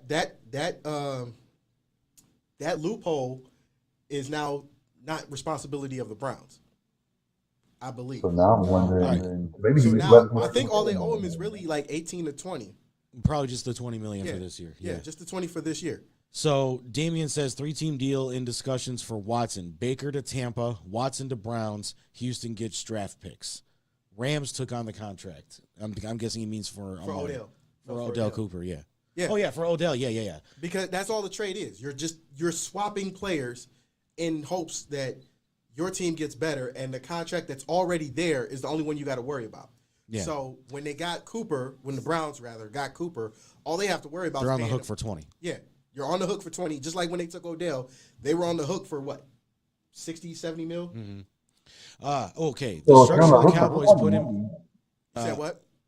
Go ahead. So if you're on the hook for 20, then I guess where I'm stuck at is they were so up in arms about Landry's 16 mil this year. So if you now all of a sudden add a guy that you're like, oh, 20, like what do you where's that coming from? Even with the increased salary. Well, Dame, you're right. Odell was released, so I believe the Browns are not on the hook for that money. Yeah, Browns don't owe that money. But what I was saying is, in theory, in principle, when you trade a player, you're on the hook for what's left of that contract, not the full contract. So that's actually where I was going. The structure the Cowboys put in place gave them the potential outs at every stage after the first 2 years. In essence, the contract was a total deal, a 2-year deal worth $40 million, with team options for $20 million a year in subsequent years. So they ain't on the hook for shit. Right, and the Browns are only on the hook for, extension. and the Browns are only on the hook for this year, right? When the Cowboys decide to move on from Cooper and his contract, their dead money situation was always going to be relatively low. That is the beauty of small signing bonuses and then not having to restructure the deal since. $10 million signing bonus was prorated at $2 million a year. And whenever they moved on, the remaining amount would accelerate onto the cap. So basically, they added money to their cap instead of losing money, which is smart. Which is Very smart. smart. Consequently, following the trade with the Browns, the Cowboys take on just $6 million in dead money. The rest of his contract is in the form of base salary and goes with Cooper to his new team. After trading Cooper to the Browns, have plenty of options. His contract is essentially 3 one-year deals worth $20 million per year. After the 2022 season, the Browns will have 2 club options over the next 2 seasons. So they only really own $20 million for this year, and they have 2 options whether they want to keep him or not. If they want to keep Cooper, he will cost $20 million. If not, they can release him for no dead money at all. The Browns So can it sounds like he's restructure going the to deal. No, they got to steal, like I said. Yeah. They can restructure the deal and move money around, including adding void years. The more money they move out of 2022, the more it will cost them if they decide to move on after the 2022 season. So they got him for free, essentially. So I guess basically what I'm getting at mathematically is they're going to restructure something. Because you figure with the free agency side of it for like defense alone, right? And then it makes me wonder too, like, are they even going to make Travis cut anything? I still think they will. I still think they will. Not to mention. Well, not only that, but how many coaches are they still paying? Well, there's that. You still got to figure out how you're going to extend like Denzel Ward. Franchise tag. Well, yeah, the franchise tag. Well, yeah, because his injuries. I wouldn't extend him right now either. I thought they already said that they were having going to problems. No, they said they were. They said they were going. They plan on it, but the first person they tagged was Njoku. So they tagged Njoku, and they makes get a lot your of option sense. to Ward. Dude, that makes a lot of sense. Why Well, I know he was going into free agency and they didn't want to lose him. But No, well, yeah, there's that. But when you got a productive tight end as opposed to a tight end you traded for, or not even traded for, didn't they just sign Hooper off of a whim? Yeah. I think So they got now him you're in a for situation where you have to release the dude. Yeah, and he's done nothing. He's Right. done So nothing. that's where the money comes from. To answer my question. And then here's the other side to that. You got, like I said, you got 3 tight ends. You drafted one as a case of emergency, which is Bryant. Bryant, Right. Who can block, been by the way. yeah, Bryant has been more productive than Hooper. yeah. Yep. So has Njoku, and Njoku has improved since Hooper's been here. Yeah. So why do we need Hooper to begin with? You get rid of that guy, and now you have some money that's left over. Yeah. And you cut him because I'm not saying that you're wrong. I'm not saying that you're wrong, but why not just offer Njoku a new contract instead of just franchise tagging him then? Because the franchise tag keeps him here automatically. Oh, yeah. It's like the arbitration in baseball. And there's no competition. Exactly. Yeah. They can't match it because you're already Can't do tagged nothing with the about it. franchise number. So you're already going to get, what's he getting, like 11 million in his 12, franchise I think tag? it's 12? 11, 12 million. So that's automatic. So you can't, there's no team that has to match it or can match it. There's no team that can say, we'll offer you more because you've already been tagged. Yeah. So there's no reason. That's a no worry situation. Yeah. That's what I'm. And I think with Hooper being released, I think they only released like 4. Yeah. So he got to get going. Especially what you get in Hooper. You got to get going. No other And alternative. there's no production. 6, 15 left. 15 minutes left. Okay. Yeah, he gone. And there's no downside to losing Hooper because you still have 2 more productive. 10.2 million, Yep. Damian's saying. Okay, 10.2. Oh yeah, 10.2. he gone. Yeah, he's got to go. It's not even discussing. Bye bye. Like he's gone. And you got 2 guys who, and then Harrison, he's young. He only was the 3rd season now. Yeah. Believe so. That's Well, it. Oh yeah, yeah, that's here- no brain. Here's the crazy thing. I mean, with losing, let's say Juju is gone, Right. which it is definitely sounding like he is. Mm-hmm. They can offer him still, but they would have to give up first and third rounds and work out a long-term deal. First, third. I would consider that under the grounds that Watson signed something long term. Not long term, long term. Yeah. Other teams Like would if offer you him. get Watson, he's retiring. Oh yeah, T.J. Watt's definitely but with Juju possibly out, they're talking about getting rid of Johnson too. Drops the ball, Johnson. As they should. Yeah, they're talking about, and we just dropped $19 million on Ben because Ben's out. Mm-hmm. So with Juju gone, Johnson possibly out, and Roethlisberger gone. That's So with what, that, you get rid of another- Johnson, you get rid of another Juju. $40 million in cap space that the Steelers just. Pretty much. Okay. And that would So with that, what wide receivers are available in free agency right now? Landry. Landry, Cooper. Because Mike Williams got re-signed, right, by the Chargers. Yep. I believe So you lock. So he's already gone because a bunch of teams eyeing him, including Cleveland. So he's already gone. Okay. Who else is left? I mean, I still think Landry should go to Pittsburgh just to give Harris some backup. That would make sense, but again, That makes it's perfect the money. sense. It's the money that he's going to want. He's still what is Landry guaranteed if he stays on the roster next week? So this year will be 16. Okay, if he goes to Pittsburgh, He's going to want at least 20. I was going to say 18 because they're He'll when sell the for Rooney's 18. when the Rooney's set a number, you cannot go above that Oh, number. no. Oh yeah, they ain't doing it. It's not happening. It's not happening.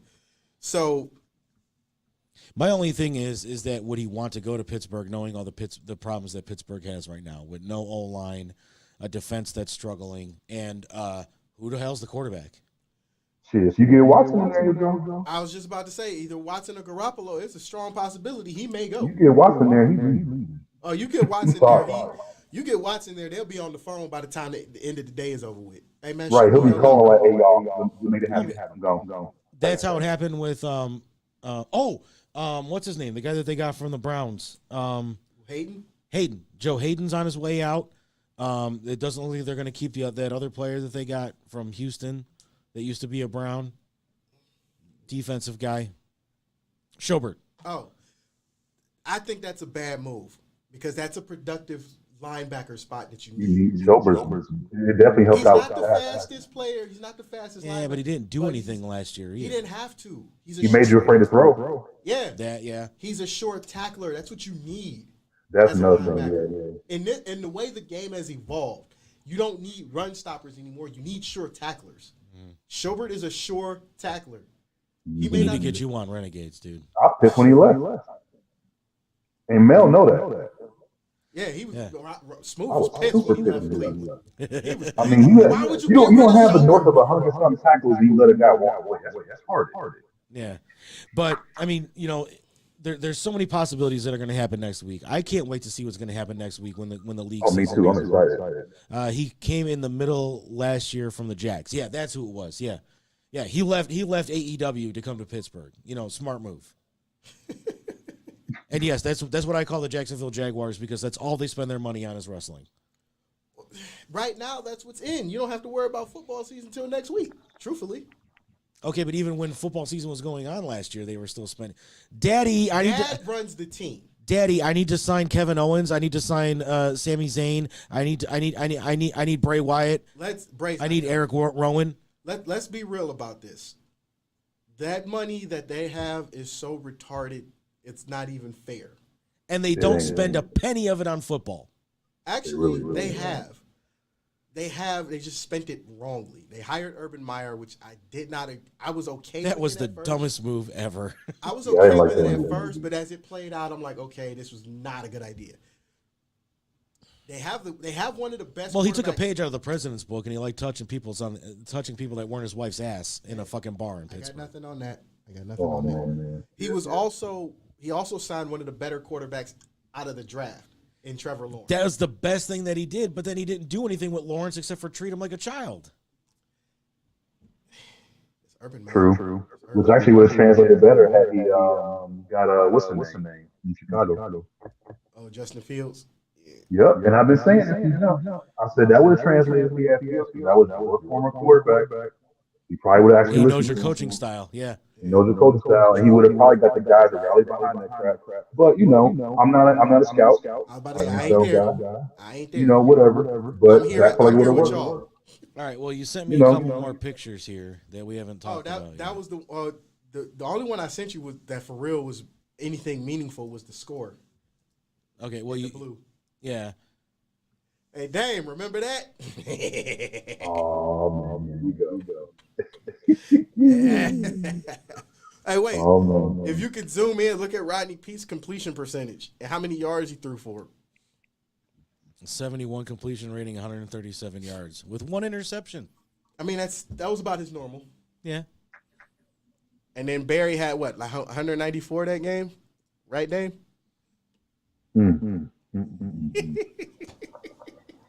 Oh man, I'm not ready. Oh, that's funny. That's funny. I'm waiting on the backlash. I'm waiting on it. Oh, he's calling.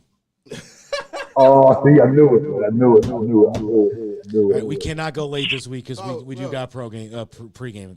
So. All right, last on the list. But Dame is on the phone. Dame, make it quick, man. Didn't I had said before I left the show, do not do that. Didn't I tell you that?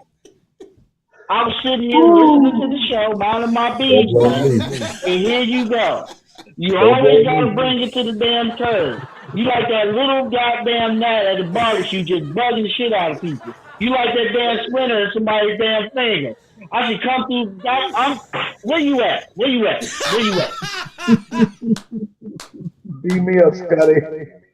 Where your ass at? Sick of this shit. You don't be embarrassing me on Facebook like this. We worldwide now. Dude. Okay, so it's worldwide now. It's 4 pages on Facebook, 2 pages on YouTube, Leave Twitch.tv, and Twitter. Like I said, it's worldwide now, buddy. We about to make it work. Wait a minute. It's what? So It's on. It's Oh, worldwide. hell no. That's your ass. We made it work. It's worldwide. Bring it on, Willie. Oh, 6 minutes, guys. All right. See? Dang. This is why I hate you. Dan, get off the phone so we can end the show, man. Oh, okay. Sorry. I hate you. I hate your guts. You could call it again next week, man. I will. I won't be here, but I will. Timbuktu will be. Timbuktu, is he like Romeo? Is he gonna put my shit up too? He might. I mean, he is the executive producer, so I don't know.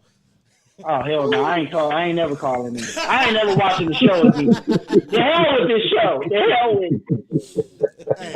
But it's all love, man. All love, Shit, that was a hell of a laugh. All right. So you sent me this ugly picture of LeBron. No, that was just the real picture of the score. So, but we're gonna end the show. So I wanted to. Or was that for last week? That was for last week. Oh.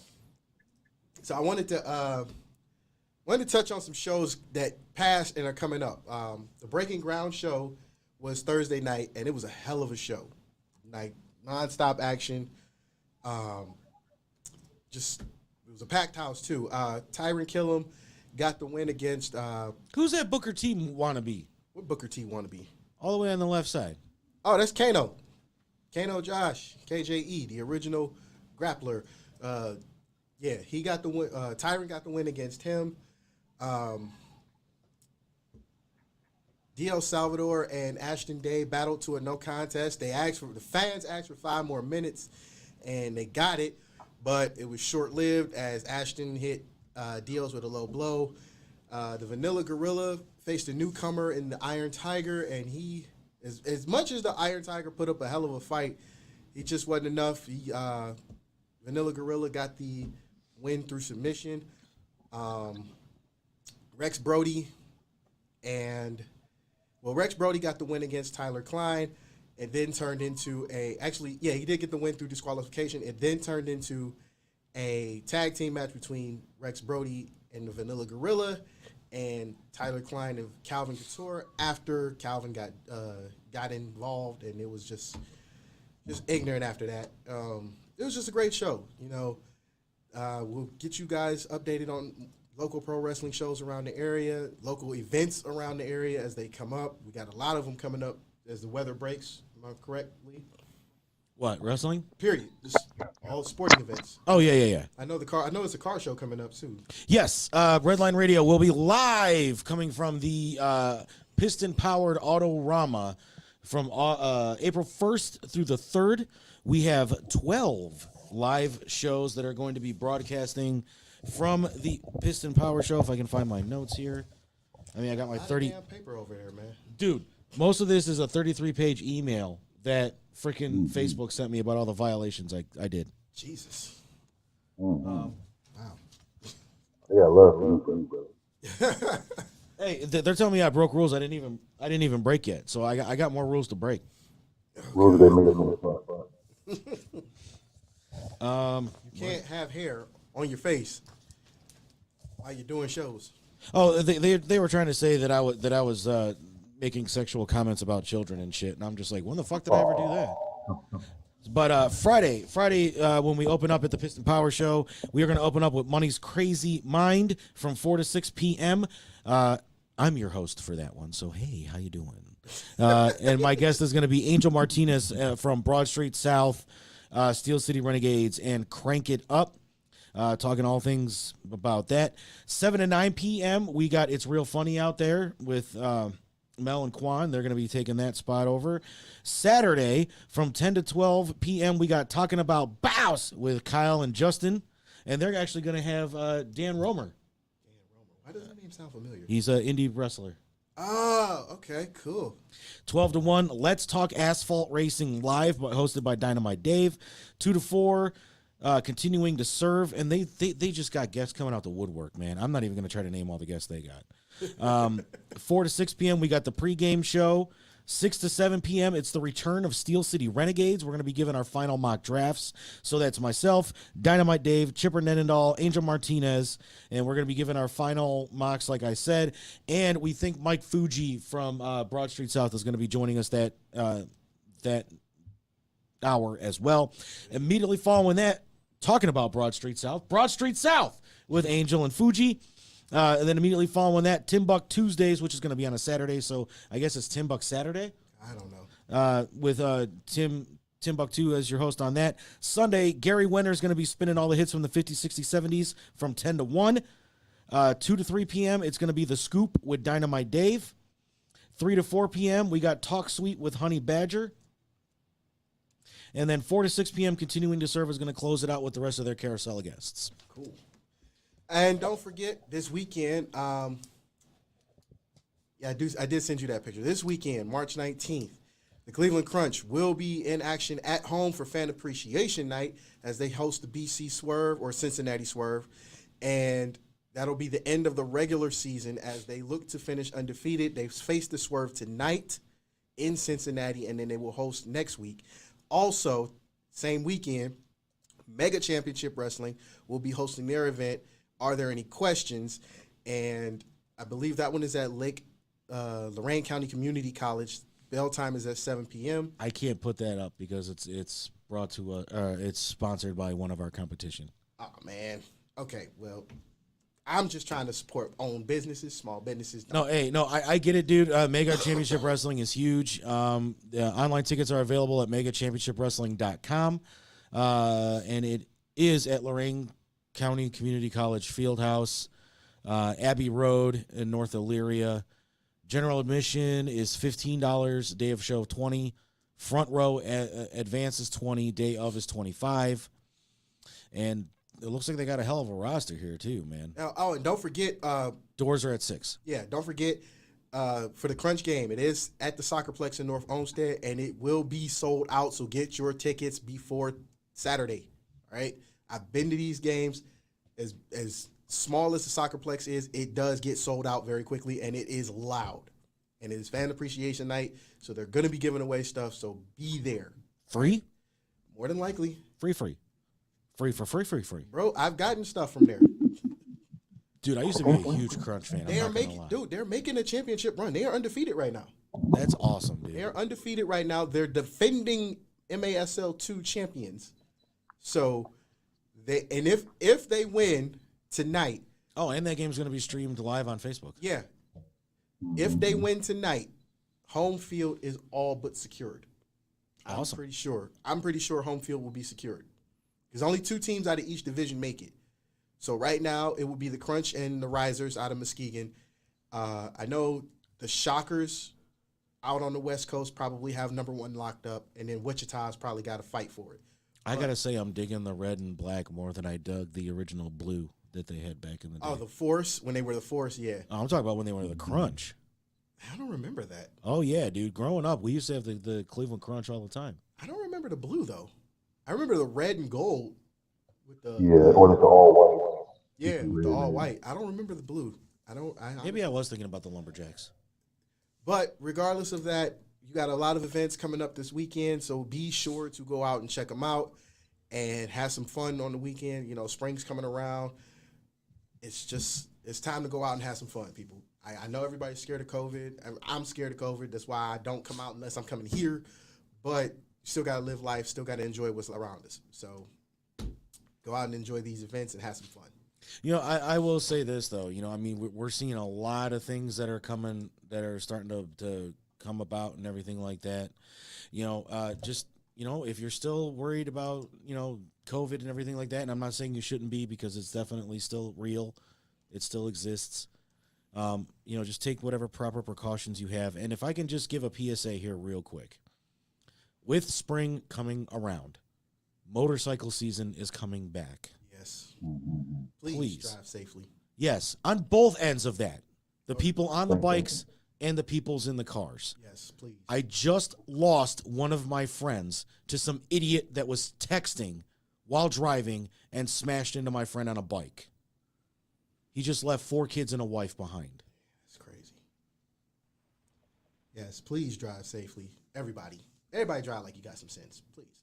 Slow down, put the phone down, and pay attention. And if you're on a bike, please don't act like you own the road. You just look like a jackass when you do it. That too. Because there are some of you out there. Not everybody, but there are some of you. Yeah, for sure. All right. Well, with that, this concludes the episode of 4th and 15. We'd like to thank you guys. Like to thank Dame for calling in and talking shit and, you know, being embarrassed on TV. He took it like a champ. But next week, we got some more stuff for you guys. We will, at this point, be talking about the draft. We will be talking more about basketball as the playoffs. Free agency. All of that. Yeah, because free agency just kicked up. Free agency for baseball just kicked up immediately. So, And they're saying it's wide open. you know it's wide open. They don't have a choice. Yeah. They don't have a choice now. You